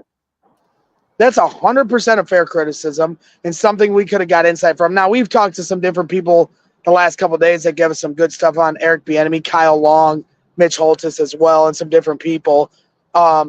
So we've found some different angles in that way, but 100%, like no excuses. People are criticizing you for what? I'm not following. Because the tease kind of made it seem like we were like sales pitching him to come to the Bears, which I think is a little exaggerated. It was more about the way the teaser looked. But if you watch the interview in whole, like I think it's a pretty harmless. That's why I asked. What the hell? Okay. His reaction. I haven't had time. His reaction said everything that I needed to know because he was like excited. If he was pissed or offended by it, like, hey guys, I'm getting ready to play a fucking Super Bowl and you're putting me on a different team already, he would have just fucking walked away or blew it off or not showed up after he had that promotional spot. 100%. But they know the game. They know the game. Who asked him about the Jordans? That was Carm. And and that's the thing. Like Carm's the low hanging fruit. That's the thing. Carm's the low hanging fruit. Everybody hates Carm, so pick on Carm. As Terrell Owens is walking by me right now. Terrell, get him on the show. Get him on the show. He's getting in a car right now. Leave him alone. But How many sit-ups on the street? See if I can out sit up him. If he'd stayed out of the car, I probably would have messed it up. But well, regardless, so it's just, so yeah, Imagine I the was people in happy. this house behind I Greg agree. right now. Like, What's that? Is that Greg Bragg from CHGO doing an interview? Where are on our you? On sidewalk some right now? side street? I'm on the sidewalk getting ready to walk back in this thing. Come on, I want to go get a goddamn drink. It's on Colin Coward's tab. I know, but where are you right now? I don't fuck. I'm in New Orleans. I don't fucking know. I'm on a street. He looks like he's in fucking Grand Theft Auto. No, I'm on a street. Like there's a Look at him. walk in here. There's this. It's called the Volume Party. It's sponsored by Louisiana Hot Sauce. When you walk there in, you there's go. a bar and there's all these people acting like they're important, and they're really not. It's just a bunch of dorks that talk sports for a living. So yeah, I don't know. That's the vibes here so far. It's obviously fun and adrenaline rush. We talked to a lot of different people today. Rome and DJ, that was cool. Kyle Long's the best. Like that dude you want to run through a brick wall for. So Kyle positive on Bieniemy? Huh? Was Kyle positive on Bieniemy? Oh yeah. I mean that's the thing. Like that's the other takeaway. Is like that's more of a smaller takeaway than the big picture with Kevin Warren and the process and all that stuff is Eric Bieniemy is like every single person is talking about him, like, and talking about his tough coaching, but the way he resonates with the players and stuff. So there's this idea or perception that, certain places, UCLA or wherever, didn't like him because the players didn't get along with him. And I've said, I kind of sniffed this out from the start. Obviously we'll have to see it for ourselves, but like, I think we experienced this last year. Like if you're not going to buy into tough coaching, then you're not the type of player we need right now, right? 100%. We were talking about this earlier. There's no alphas on this fucking team right now. And so all of you hear the good organizations that have been around. Mitch Holtz has been covering the Chiefs for 31 years. Listen to what he said about him. Kyle Long, we all know what he brings to the table. Listen to what he says about him. Adrian Peterson, obviously running back under his tutelage at Minnesota, speaks highly of him. So like the greats, the people that want to win, they're all about Eric Bieniemy, but somebody from UCLA didn't like him. I personally could give a fuck. I hear you, bro. Totally hear you. I know there's a backstory to Eric Bieniemy that doesn't read well, but people have had their trials and tribs, and it's not like he hasn't. I'm sure he's made mistakes along the way. Look at Brian Flores. He's a great coach. Has he made mistakes along the way? Sure. But that doesn't take away from the fact that tough coaching is what's going to get the most out of players and that kind of energy, right? So none of these guys are perfect, and you can take one little, tidbit from here or there and try to paint a narrative. But, I'm just going to go off of, some of the people that have been around it long enough that, like I said, I put a lot of weight into a guy like Mitch Holtz. Like he's like the Jeff Joniak of the Kansas City Chiefs. He's been around it so long, talking to him on screen or privately, he's not bullshitting about that. So I take that with a little more weight than what, someone like me out there would say on Twitter or some shit like that. All right, we'll let you go so you can get back and get your drink, but you got to give us a Super Bowl prediction. I'm rooting for the Eagles, obviously, from a company standpoint. I mean, we're all city and we have 5 cities and one of them's Philly. So from a company standpoint, I'm rooting hard for Philly, but I'd be hard pressed to say that Kansas City's not going to win it again. I mean, Saquon Barkley. Instead of pussying out, can you give us a prediction? I think Kansas City's going to win. I got to say the score. I don't know what this. I mean, 27-17 Chiefs. Right, I think Saquon Barkley has had a fantastic year, but I think the Chiefs are smart enough to know they're just going to say anybody but you is going to beat us. And again, just to continue to push back to the Mitch Holtz's interview, but it's the truth, and he's the one that said it, so I got to give him credit. They are ranked 29th in passing, and they're one of only like 3 teams in NFL history to make it to the NFL and be a bottom 5 team as a passing team in the league. ever. And one of the 3 teams, I think, is what the way stats are. I'm paraphrasing here, taken from Mitch, but he said one of the teams was from the strike year in '82. So, Spagnuolo's going to stack the box. They're going to make, someone else other than Saquon beat them. And you got Patrick Mahomes on the other side. To me, you're not going to hold Saquon down for 4 quarters, but you can, weather the storm enough to let Pat. I mean, it's just impossible. So. Oh my God, Greg, droning on and on. You know what? I'm trying to get inside. Thank you very much, Ivan. You fucking handlebar mustache fucking idiot. Hey, can we get a Duval from you? Duval. It's funny. Duval. Around Radio Row yesterday, we came up with that to go around Radio Row and ask different people to do that. We haven't done it yet, but I think maybe if I have one moment to breathe tomorrow, maybe I'll try to do that. Have you seen any of the Bears coaches? Just imagine if I go around and get a supercut of all the different people in Radio Row saying Duval and what Greg Gabriel will say about that when I do that. Oh, boy. So, Greg, we do have a mission for you that you have to find out. So, our patron, Drew Black, went on NFLshop.com and the Bears Pro Shop. And if you try to create Caleb Williams jersey, I texted you. You have to. We got to put you on a mission to see if you can get this answer. Break the news. Okay, get it. I'll figure it out. I'll find out. Any Bears coaches there or of the new staff? Well, I heard Kevin Warren flew in today, but I haven't seen any coaches. Was it private or was he back in steerage at the back of the plane? I don't think so because some of the people that were saying he's on his way. So, but no, I haven't seen any Bears coaches.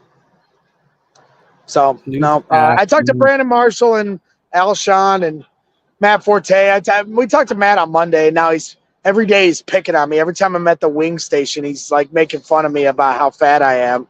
And I'm like, you know what? Between him and Corey and you Lance are big Briggs, time. Did you see the comment in CHGO today? Somebody called you Fat McAfee. Well, I was saying that on the show today because Pat McAfee's set is right on the other side of us. Like literally, we're facing them. So I was like, Pat McAfee's over there and Fat McAfee's over here. And then Carm was insulted that I compared myself to somebody that makes $30 million a year. Well, Carm gets upset a lot. Carm could have been raking in that cash if he stayed at Fansided. Fansided. All he had to do was Fansided got Myles Garrett today. So we did. There you go. We do have a parting gift for you, Greg. If you look, I'm so excited. I can't. We got a bigger strip. That's good stuff. I appreciate you guys. Right, I'll check in with you next week or something. All right, bro. All right. Thanks, Greg. Quarterback's got a new number. All right. I don't think we're going to find that out down here, but we'll find it out at some point. All right. Come on, you had Rome right there. He knows. Do I look nice? Do I look nice now? Yeah. I changed. You look like shit. Is it hot? No. It's a little humid. It's a little humid. You look like you're sweating. You look handsome. You look handsome. Say what's up. Who's this? Yeah. Who's this? She checked us into the party and I had to leave because I had drip all over my shirt. Nice wing sauce on his shirt, for God's sake. It was crab cake, okay? Yeah. Was it Shut the hell up, Ivan. No laughing. Have you ever eaten catfish? No. Neither have I. There you go. If you had to give up one thing, cheese or blowjobs? The what? Yeah, we asked Ivan earlier. We asked Ivan.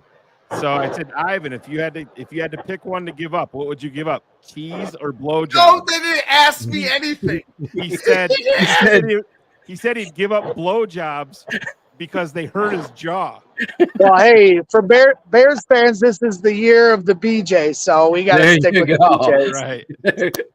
All right, have a good night. Fuck you, Ivan. Do your fucking job. Have a good one, bro. Greg Braggs with the update. GO update. from the Yeah. Super Bowl. As long as he's not lighting any more cigars. Well, his next cigar will be when the Bears win the Super Bowl. Hopefully. Yeah, he called me last night. He was puffing away last night. He's back to smoking? No, he was puffing on a cigar. Well, oh. Yeah, that's a story for TTNL After Dark. Oh, okay. We'll get in. Wait for him to tell the story. Yeah. There you go. Greg from the. Imagine if he pulled T.O. in here. That would have been hilarious. Yeah, it would have been. Yeah. Next question. A lit T.O. Next question. T.O. could probably start for the Bears receiving core right now. Yeah, Phil wants to trade him to Cleveland for Myles Garrett. I think T.O.'s Achilles will snap on the first round.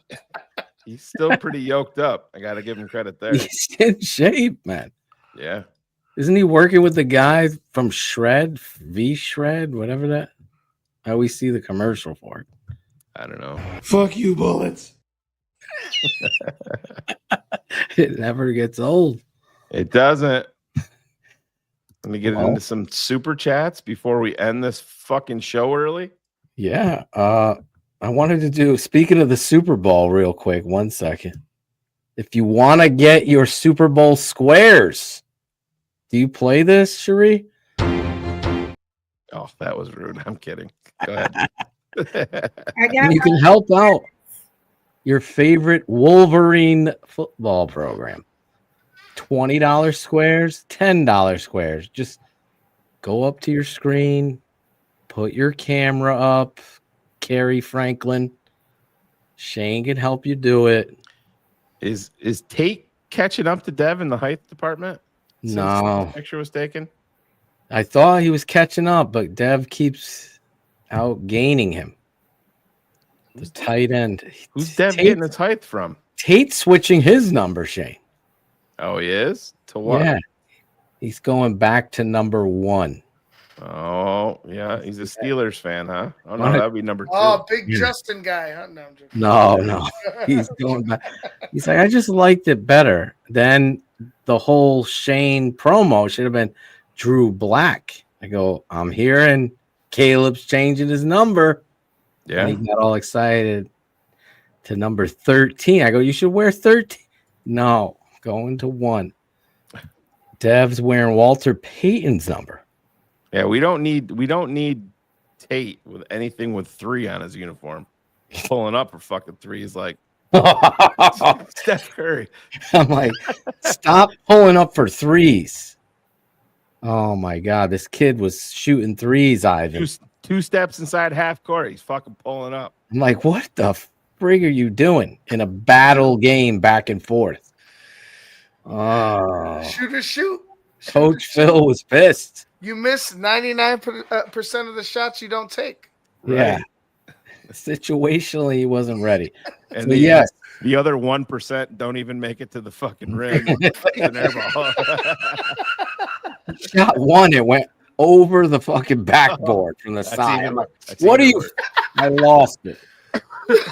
Oh my god. It's like, how's nothing? Yeah. This is how I imagine Phil playing basketball. Oh no. I wouldn't take those shots.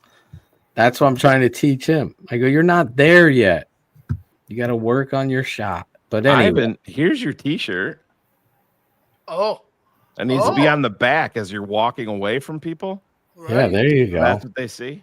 Oh. F Green Bay. Shane, FGB. you know what? You got me thinking of things, huh? On the front, I said, dude, have you seen the new Matrix? Oh yeah, that too. That would This one. You can make one for the ladies. Hey, ooh. you know who would be the first 2 fucking people to buy one? Gary Franklin and fucking Jose Torres. Oh They're my the god. first 2 to order. What? I love it. Oh, I'm gonna send you those graphics, Ivan. I just gotta get them in my phone. Stephen W, $5 TTNL. Hello. Have you seen the CHGO interview with Kyle Long? talking about Eric Bieniemy as a motherfucker, but fair and detailed. Phil, here comes the identity. Yeah, so There you go. We just had Greg talked on. about We that, should have yeah. pulled that one comment up. Yeah, it's gonna See? be interesting, and I know a lot of people are asking about.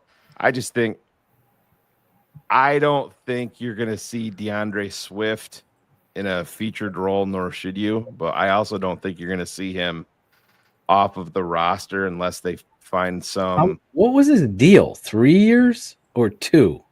3, I believe. Yeah, and it's not great the way that it was structured. Because they can't. I was reading Ben isn't a fan of his. Like people are projecting. Well, yeah, they traded him while he was there. Mhm. So yeah, if you gotta be discussed, no, in the interview. So kind of awkward. You would know. I would know that he's on the team if I had that much dislike him. Yeah, so if you trade him now, if you trade him, you're saving about 6.6 million, and the dead cap is only 2.6. But if the trade is going to be tough. I don't know who's going to give up. It might be one of those you trade DeAndre Swift and a 6th for a 5th. You know what I mean? It might be that type of deal. I gotta ask you, since we're talking about this, I think it's important. Now that the Saquon thing is out there, that the Bears were paying and probably offered more than Philly, and he did we all said, all of us would choose that in a business. Right. And what they're not saying too in there was one of his main priorities was to fuck New York over. And that wasn't going to happen in Chicago. Obviously the money had to be right, but I don't think he was ever super duper fucking close to coming here because Philly was always involved. They always were. And it never made sense for him to choose Chicago over the situation in Philly.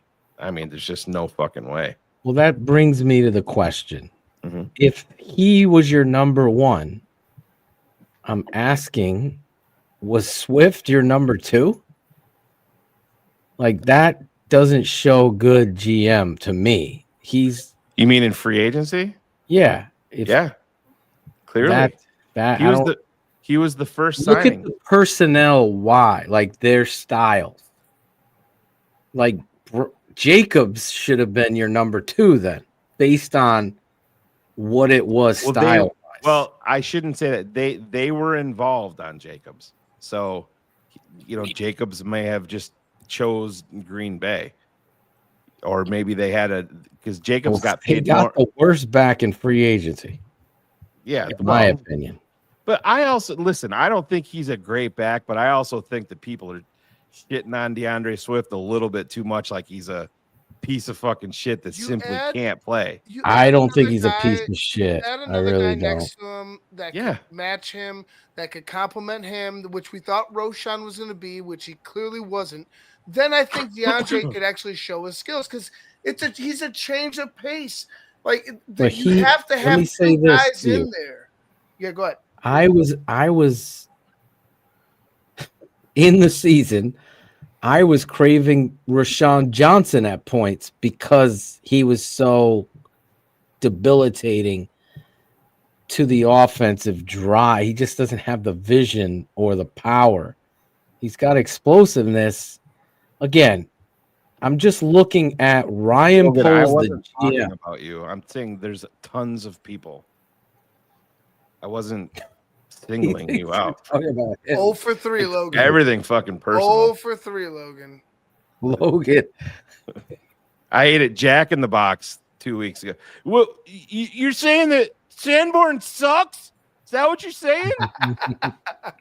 I love Jack in the Box tacos. I would fucking smash those. I've never had it. Oh man. Talk about hangover food. That was the best. There is lots of people Better than Taco shitting Bell. all over DeAndre Swift. 100%. Like he can't fucking play. In tandem, he's going to be a more functional back. Is he going to be a big part of where the Bears are going? I don't think so. I think when they can move off of him, they will. But do I like the thoughts of a Judkins and fucking Swift backfield? Yeah, that excites me. Yeah, you look at free agents in regards to running backs. Aaron Jones, who's going to be 31 Yep. next season. Najee Harris, Shane, interest in him. No. Jeff Wilson down in Miami. No, it's not a great free agent. Nick Chubb. Does Nick Chubb interest you? No, you're not going into free agency and paying a fucking back in this draft class of running backs. It's fucking Phil. You're going to be drafting starters through round 4. I'm telling you. I agree with you. This running back class is awesome. Awesome. There's a lot of backs in there that I would be interested in. Oh, fuck yeah. Oh, my God. I'm talking. I got the kid. I'll just put him out there from TCU. Mm-hmm. This kid is special, and he'll probably be in the 5th round. So you look at the draft. I mean, I was just showing you the free agency wise. That's why the Bears are lucking out, Shane, in the draft based on where the talent versus the need is. And we always hear we're drafting the best available, and they don't. They go for the fucking, best that fits a need. Right. But then you got in the free agency, offensive linemen. Like, I wouldn't hate if they checked out and picked up Ronnie Stanley at left tackle, and then if they missed out on Trey Smith, I'm not going to be crying if they were to land that left tackle. But obviously, I'm a big Trey Smith guy with Shane. But Phil, even as a worst case scenario, and I'm not promoting this, but are you going for Liam Eichenberg? No, I'm just saying, at left tackle, I could see a scenario with the Bears where they open it up at left tackle between Braxton Jones and Amagaji, and may the best man win, and then the other guy becomes the swing. I'm talking about. I think a lot of people I don't love it. I don't shitting love it. on Amagaji without putting him in perspective. What he was injured. He never participated in training camp, and then was thrust out on a Thursday night game. Shane, I thought it was against Green Bay, but it was against Washington. I mean, but that just it still raises questions. Can he stay healthy? I mean, there was already questions. There was already questions coming in. Well, and now, and I know it was just one game, and I agree with you. You don't just crucify the kid over one game.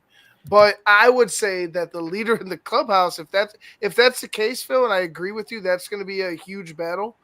It's going to be Braxton Jones. Yeah, no, I agree. Listen, and as much as Phil, you know this better than anybody, is as critical of you as you have been, and you've been right about Chris Morgan.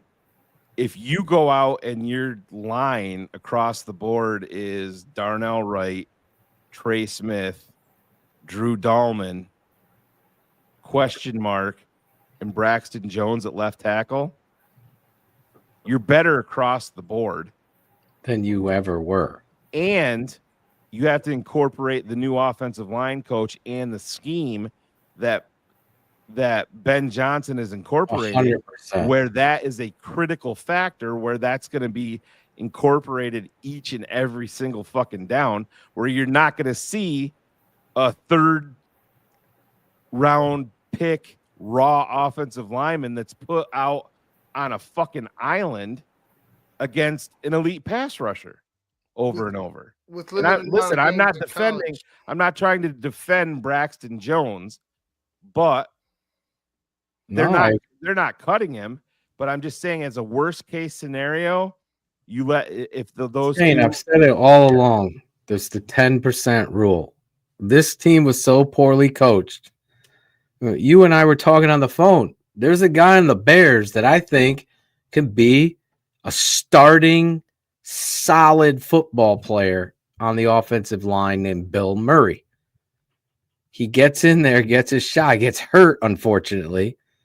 But the reps that he was showing on tape were very, above average what he was doing. It's so disappointing that he got hurt, but it was just par for the course of this again. season. And I don't want to come across like I'm fucking a Braxton Jones fan, but I'm not. But Braxton Jones didn't give up a fucking sack every other snap either.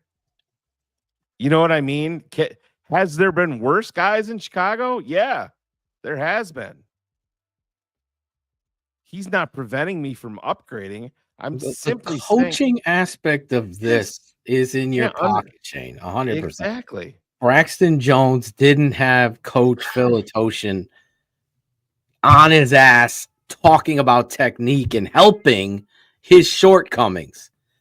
The funny fucking thing about football is that technique trumps power. You can build through the power. They didn't even have technique. They had none. Right. So now he doesn't have power. He's got poor technique. There's no cohesiveness. And thus your flaws are going to be magnified immensely.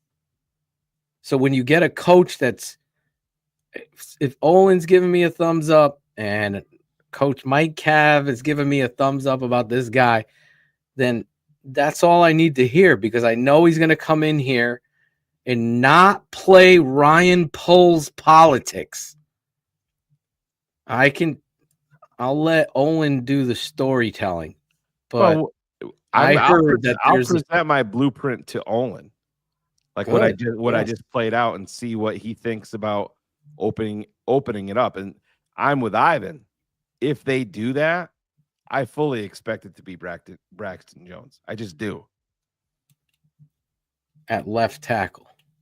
If they open it up to Jones and Amagaji in a competition. Yes. Yeah, I mean, right now that would be the horse you bet on, the guy that's got the more reps. I don't know Karan the man. I met him. Right. Big man.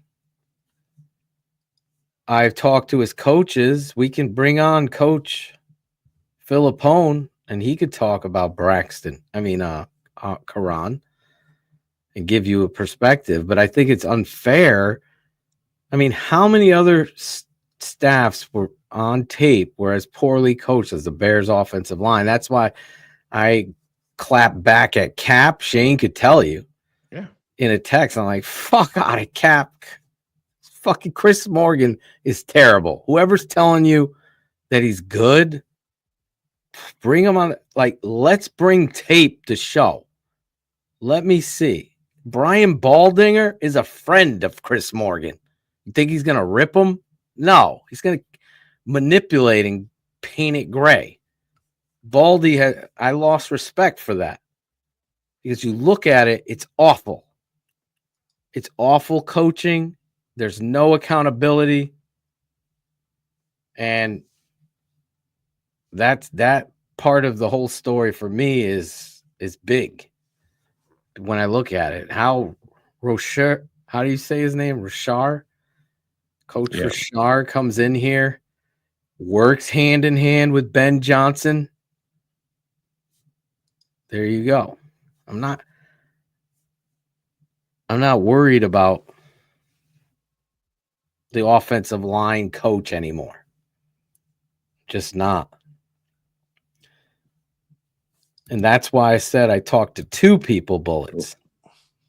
Put it up. And I think he's still playing in the league. Oh, he's playing for Jim Harbaugh. Yeah. If Jim Harbaugh believes in offensive linemen, so maybe Mustipher wasn't a starting center, and Olin knew that there was a lack of coaching going on there, so he was stepping in. But hey, I'm not holding Olin accountable for that. That's just dumb. When you agree with Logan, you should probably delete that comment now, Bullets, because Logan agrees with you. That's usually a sign. I think he played for both Harbaughs, right, Shane? Jim and John. He did. Yep. Two guys that believe in O-line. But yeah, that's a huge difference when it comes to the offensive line, getting a coach in here to formulate their teachings surrounding the offensive identity. Ben Johnson has already came out. What's your ideal favorite play? And he comes out and describes a run play, a combo blocked run play, power play. Then Ben Johnson goes up higher in my book because the run is going to get you to the NFL. The run ain't going to get it to the NFL. Hold on. Fuck you, Bullets. There you go.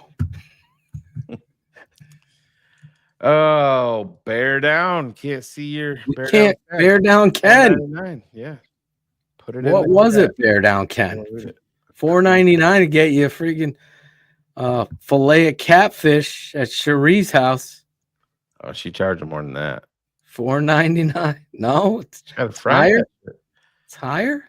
Stephen W. $2. Yes, Oh. Draft Mob. Let's fucking go. Best bear show on the planet. Thank Draft you. Mob coming up. It is. We're getting closer.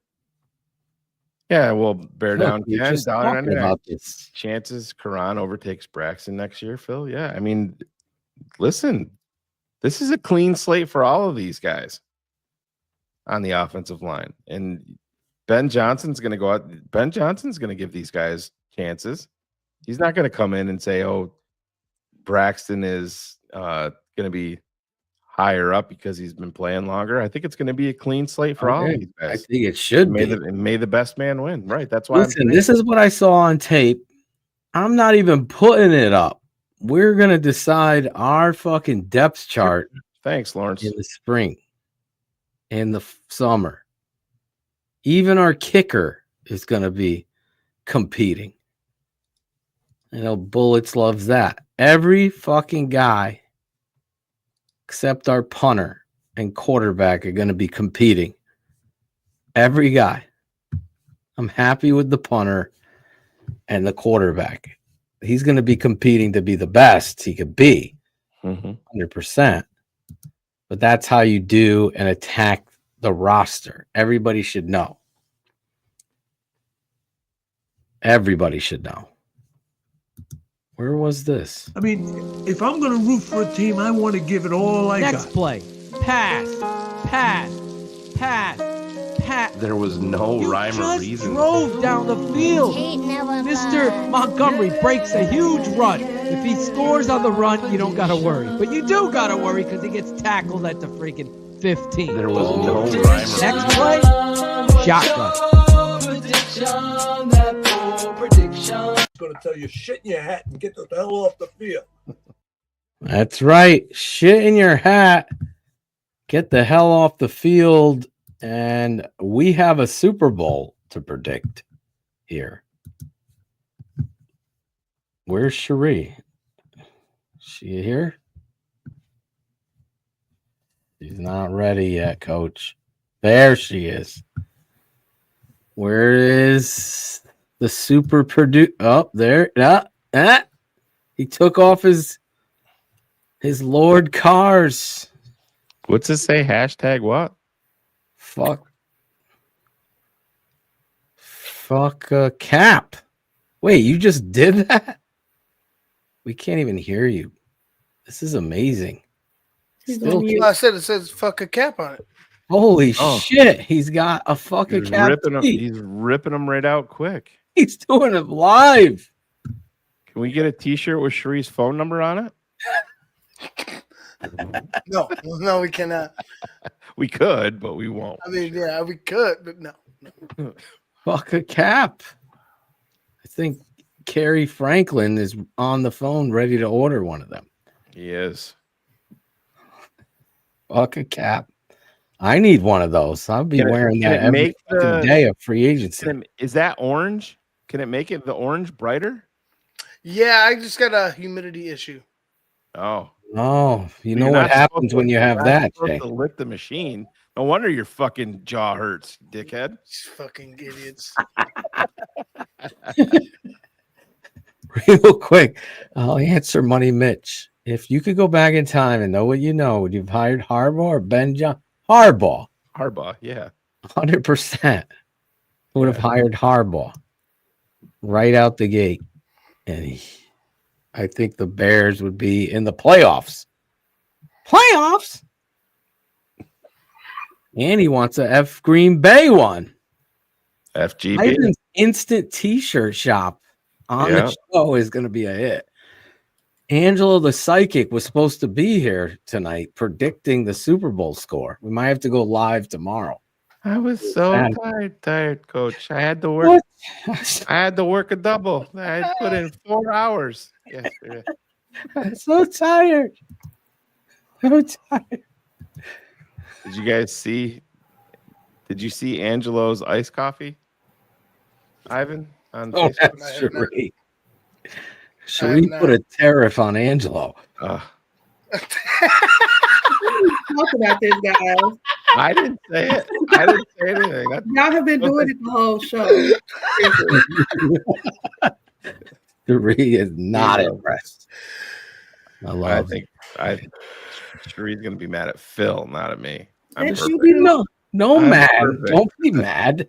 Because y'all did exactly what I asked y'all not to do from the beginning. No. Yes, No, I I'm on am the pissed off. I thought you didn't. Oh, I won't say it. I'm confused. I said no connections at all. None. I don't want to be affiliated at all. We're jerks. I'm sorry, Cherie. Sorry. I don't want her mad. I'm definitely. No. I have no I idea. still love you guys. All right. Ivan, that's not the time. You're gonna get me in trouble. Oh my God. What's your prediction, Cherie, for the Super Bowl? Pain. Eagles 31-28. Yes. Jake Elliott gonna hit a walk off. No, see this. I'm glad she brought up that name because he struggled. He is with his struggling. extra points and everything. I hope it comes down to a fucking field goal, and these cocksuckers have a double doink to lose. I will rain fucking fury down. I'll burn my mother's fucking house down, bro. I'm telling you. Don't burn anything down. For Eagles God's hate runs Bro, deep. I will. State Farm removes the I fire will- insurance. I will rain fury down on everybody in my family if that happens. If they have a fucking double doink to win the Super Bowl, I will take Monday off of work and I will just go sit in their living rooms and laugh all fucking goddamn day long. All day long. That would be clad. I It guess would. I could tolerate them not winning if So that happened. Yeah, would that be sweet fucking justice? Yes, that would be fucking epic karma back. This is Shane with the Dunkin' Donuts, like a cup of Yeah. Joe. Like a bunch of- Yeah. Fucking Snickers bar. Snickers on Good Morning America. He would have the recording on repeat while he's sitting in the fuck. living room laughing. You hear that? Is that 2 of those doinks? Oh, Hey, look at this. Look at this. you need a Snickers bar? You're going to be here a while, asshole. Oh, man. Oh, man. That would be great. A Snickers bar. This She's isn't not a- exactly true either. It depends on how you say no, right? Isn't that the Bill Burr? You've never seen the Bill Better Burr? clarify this, thing? Cherie. Yeah. Oh, I love Bill Burr. If Cherie says no, then we know that it's no. But what if she's like, no? That means game on, right? No. Yes, there's a certain look of no. Right. Certain tone of no. That's right. And I thought when she was berating us last week and screaming at us offline for this, I thought she was saying no. I didn't know it was serious. I didn't know it was serious. No, I feel very strongly about it. I thought you meant physically. Yeah, it was like this. Nope. That's what she meant. And I mean, listen, it's hard to put them on because of the drops. I know. I have the perfect gift for Cherie. I love all. I'll bring them. That's it. This is why I can't get mad at you guys. Laughter. You got to give us the cushion of drop. Right. Yes, we need those. We're gonna give you a heads up if I just texted he's Kenneth on the show. I just texted Kenneth Davis and told him that Cherie hates us now. Why did you tell Katie that? Well, this is his response to me when I sent him this. What the hell is going on? That. He's all flustered. He doesn't like it either. This guy's catfish. Is that Cars eating a fucking parrot? It is. It is, right? It looks like Cars, doesn't it? It does. But it's not. It's catfish. Catfish Cars. Cars catfish. Cherie also ate catfish and grits. How she said it, grits. Grits. What do you put on your grits? Oh, Put it on the I gotta grits. get my card pulled. Uh-oh. I eat them both ways. I eat them with butter and sugar or savory with cheese, salt, and pepper. So Cheese again. You hear that, Ivan? Eating them for breakfast. Cherie's not giving up cheese.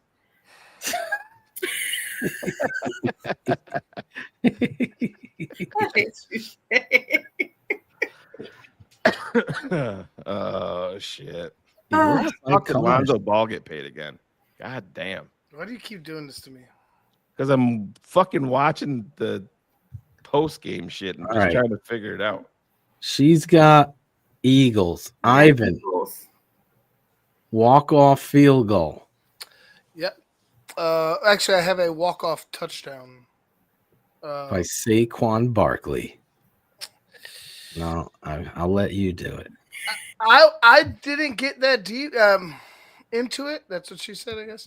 But on Monday, when me and Steve were having a discussion, I chose the score would be 24-23 Eagles on a touchdown to seal the deal. But I never really got into the players, so I guess I'll do it now.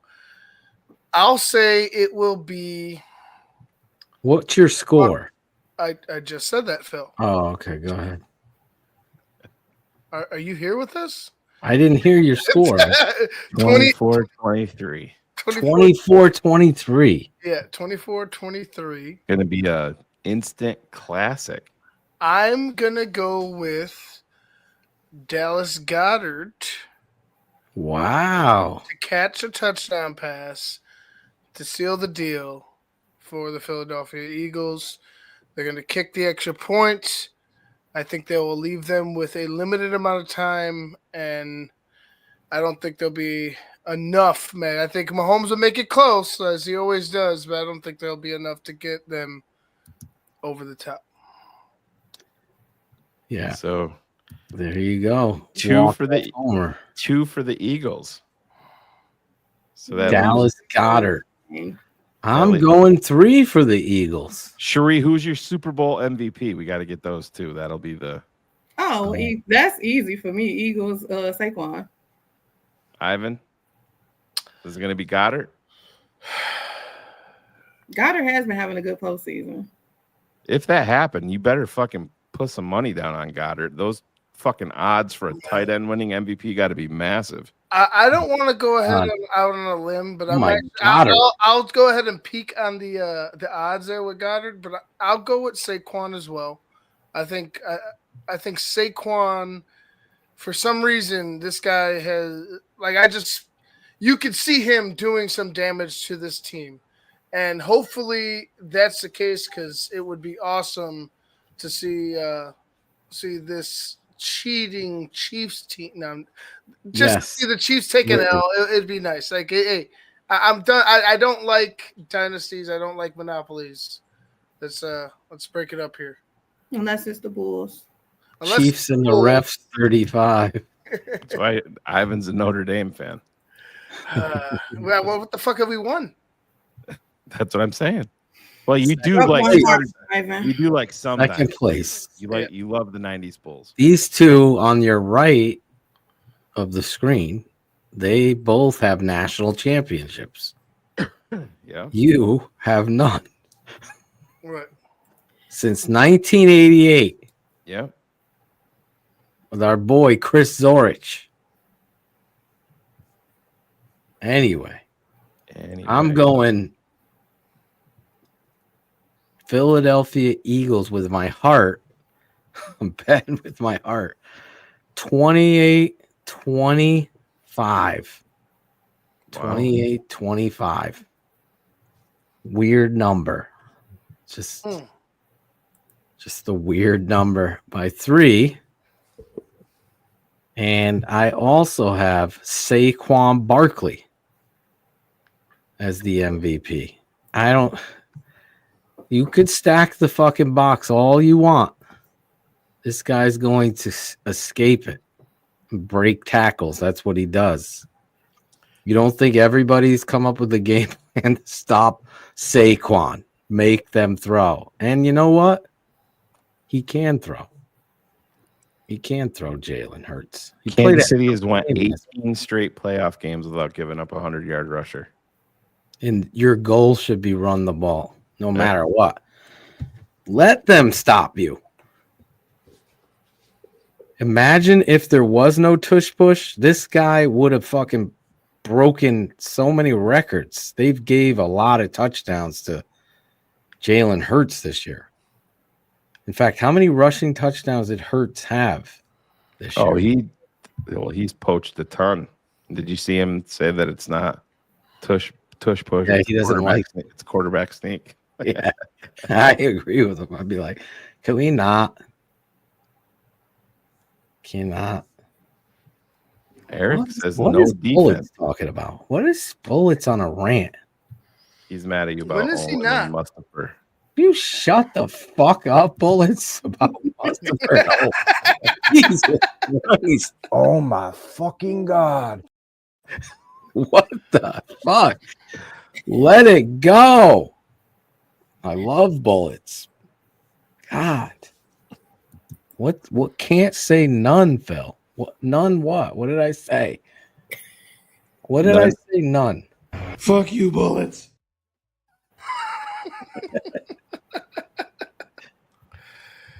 Is he like the Chiefs to win? Is Bullets picking the Chiefs to win? Now he's calling during the show. What is he doing? Put him on. Put him on speakerphone. He wants to be on. Get him on.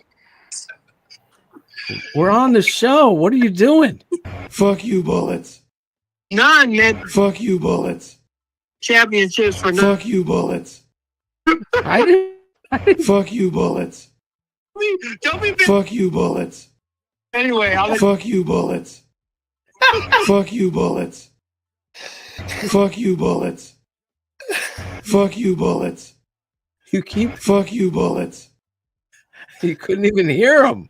That was the entire point. It. He's gonna watch it back and not hear a fucking thing. He was actually pretty funny. I almost ended like right when you answered. I was just gonna fucking end the show. He was correcting me when I said none, but I corrected myself. Bullets. You were late again. I said in 1988. Were you born in 88? Was the Were you Notre born Dame? in 8? Huh? He was really calling you about the Notre Dame stuff? Yes, he was getting upset. He's a Notre Dame fan. Go Irish. Were you born in 88, Ivan? 89. He wasn't even born. So I'm Oh, right. He had none. He's never experienced it, right? He's never experienced it, bullets. That's why that's what I'm trying to shoot for. That's why Do you even remember the Bulls titles?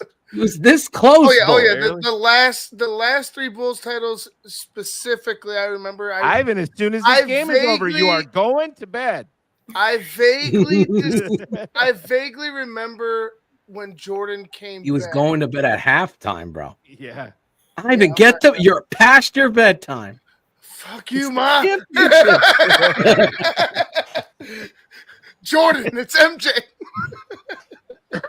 I was watching some fucking highlights of MJ when he was college. Oh God, now you're really All-Stars off. Now you're really gonna piss Bullets versus NBA All. They should do this shit again. Holy fuck! I was like, oh my God, Michael Jordan, Jesus Christ, what a fucking! Just watch those highlights. Not Michael Cooper. No, I was talking about Michael Cooper's shot. Duval. That was Phil's Duval moment that day. Oh, what up, bro? I remembered back then. I go, these motherfuckers never missed. I remember watching Michael Cooper.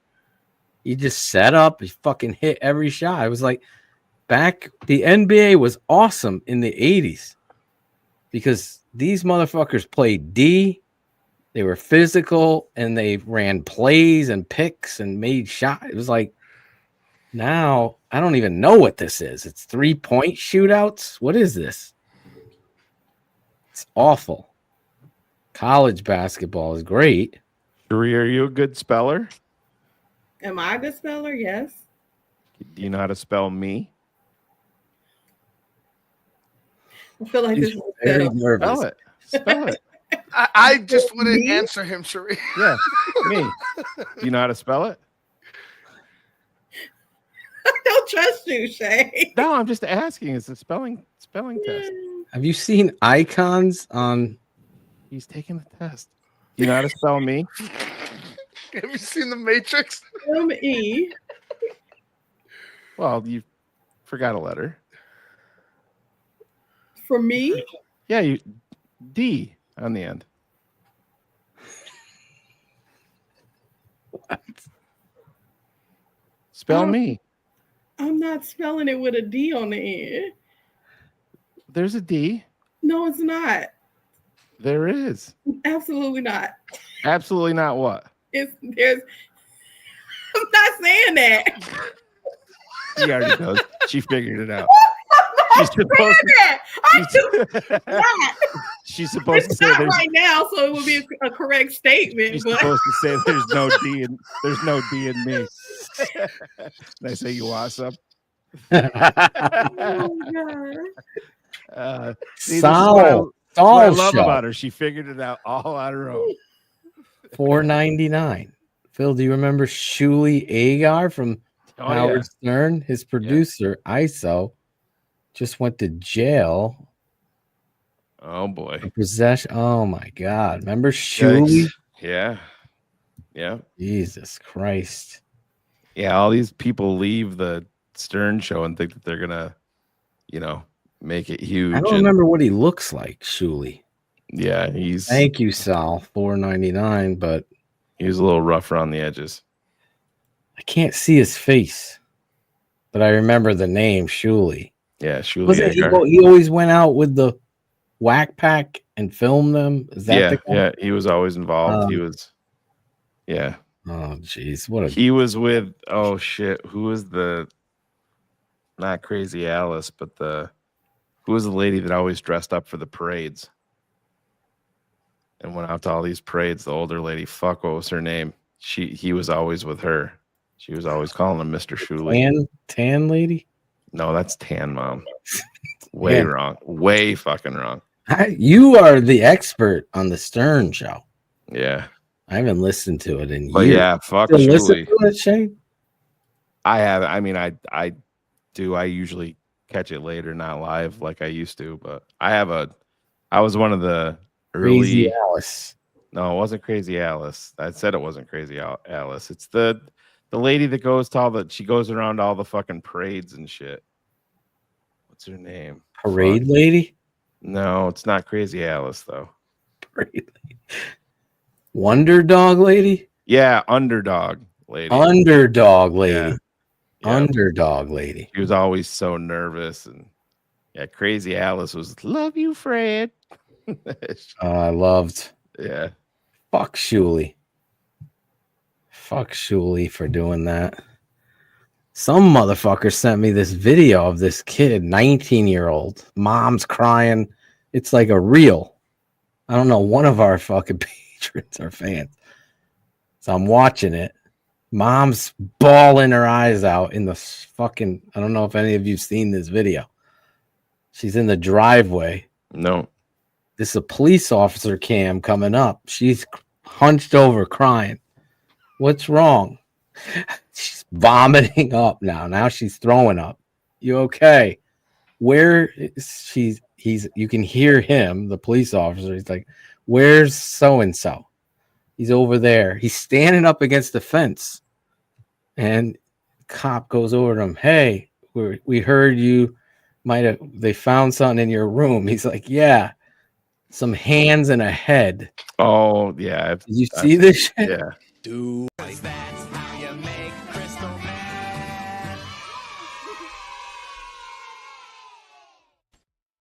Yeah, he admitted it. Yeah. He admits. Yeah, I murdered someone. I want to see what it would feel like. Yeah. Feel like. Crazy. Why are you sending me? Like my whole body dropped out of my skin. I go, this is the world we live in. Yeah, that is crazy. He won't make it long in prison. Yeah. Yeah, he's done. Oh, so to recap, Cherie, not a good speller.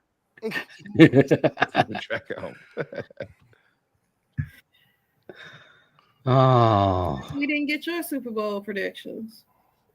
What is it, Shane? Go ahead. Oh, my prediction. I'm going to say Harry LeFew brain cells. Yeah, I'm going to say 28-27. Kansas City wins. Okay. Super Bowl MVP.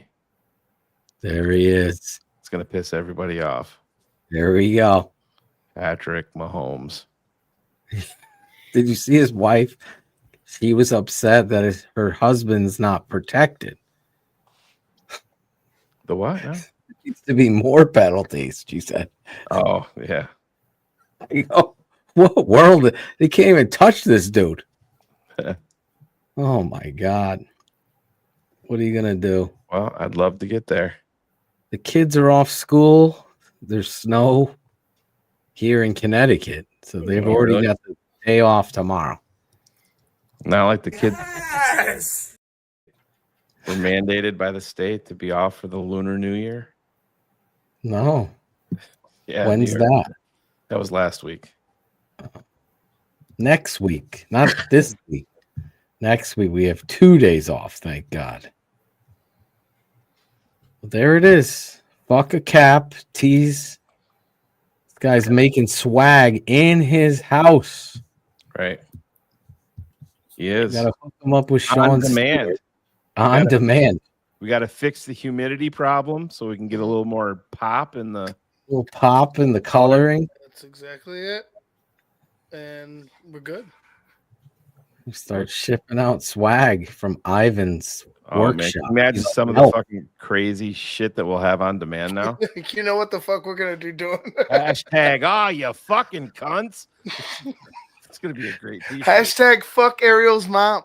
Yo, where's that dude? Chris, oh, he tried to like friend request me recently.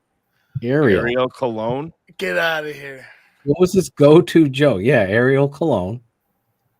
I don't know. His go-to you son DeVry. DeVry University. DeVry University, yeah. Did you play at DeVry University? DeVry. Yeah. Yeah. Where did you play, Ariel? With your cock and balls. That's where he played. Oh, let's. You're breaking these back. Do you have a dumbest tweet? Do we have the? You guys want to do? Do we have tweets in here? Yeah, you do. Yeah, we do. Let's fuck shit up and let's just get crazy. I got some fucking doozies here. Want to do it? You want to end this bitch the right way? Might as well.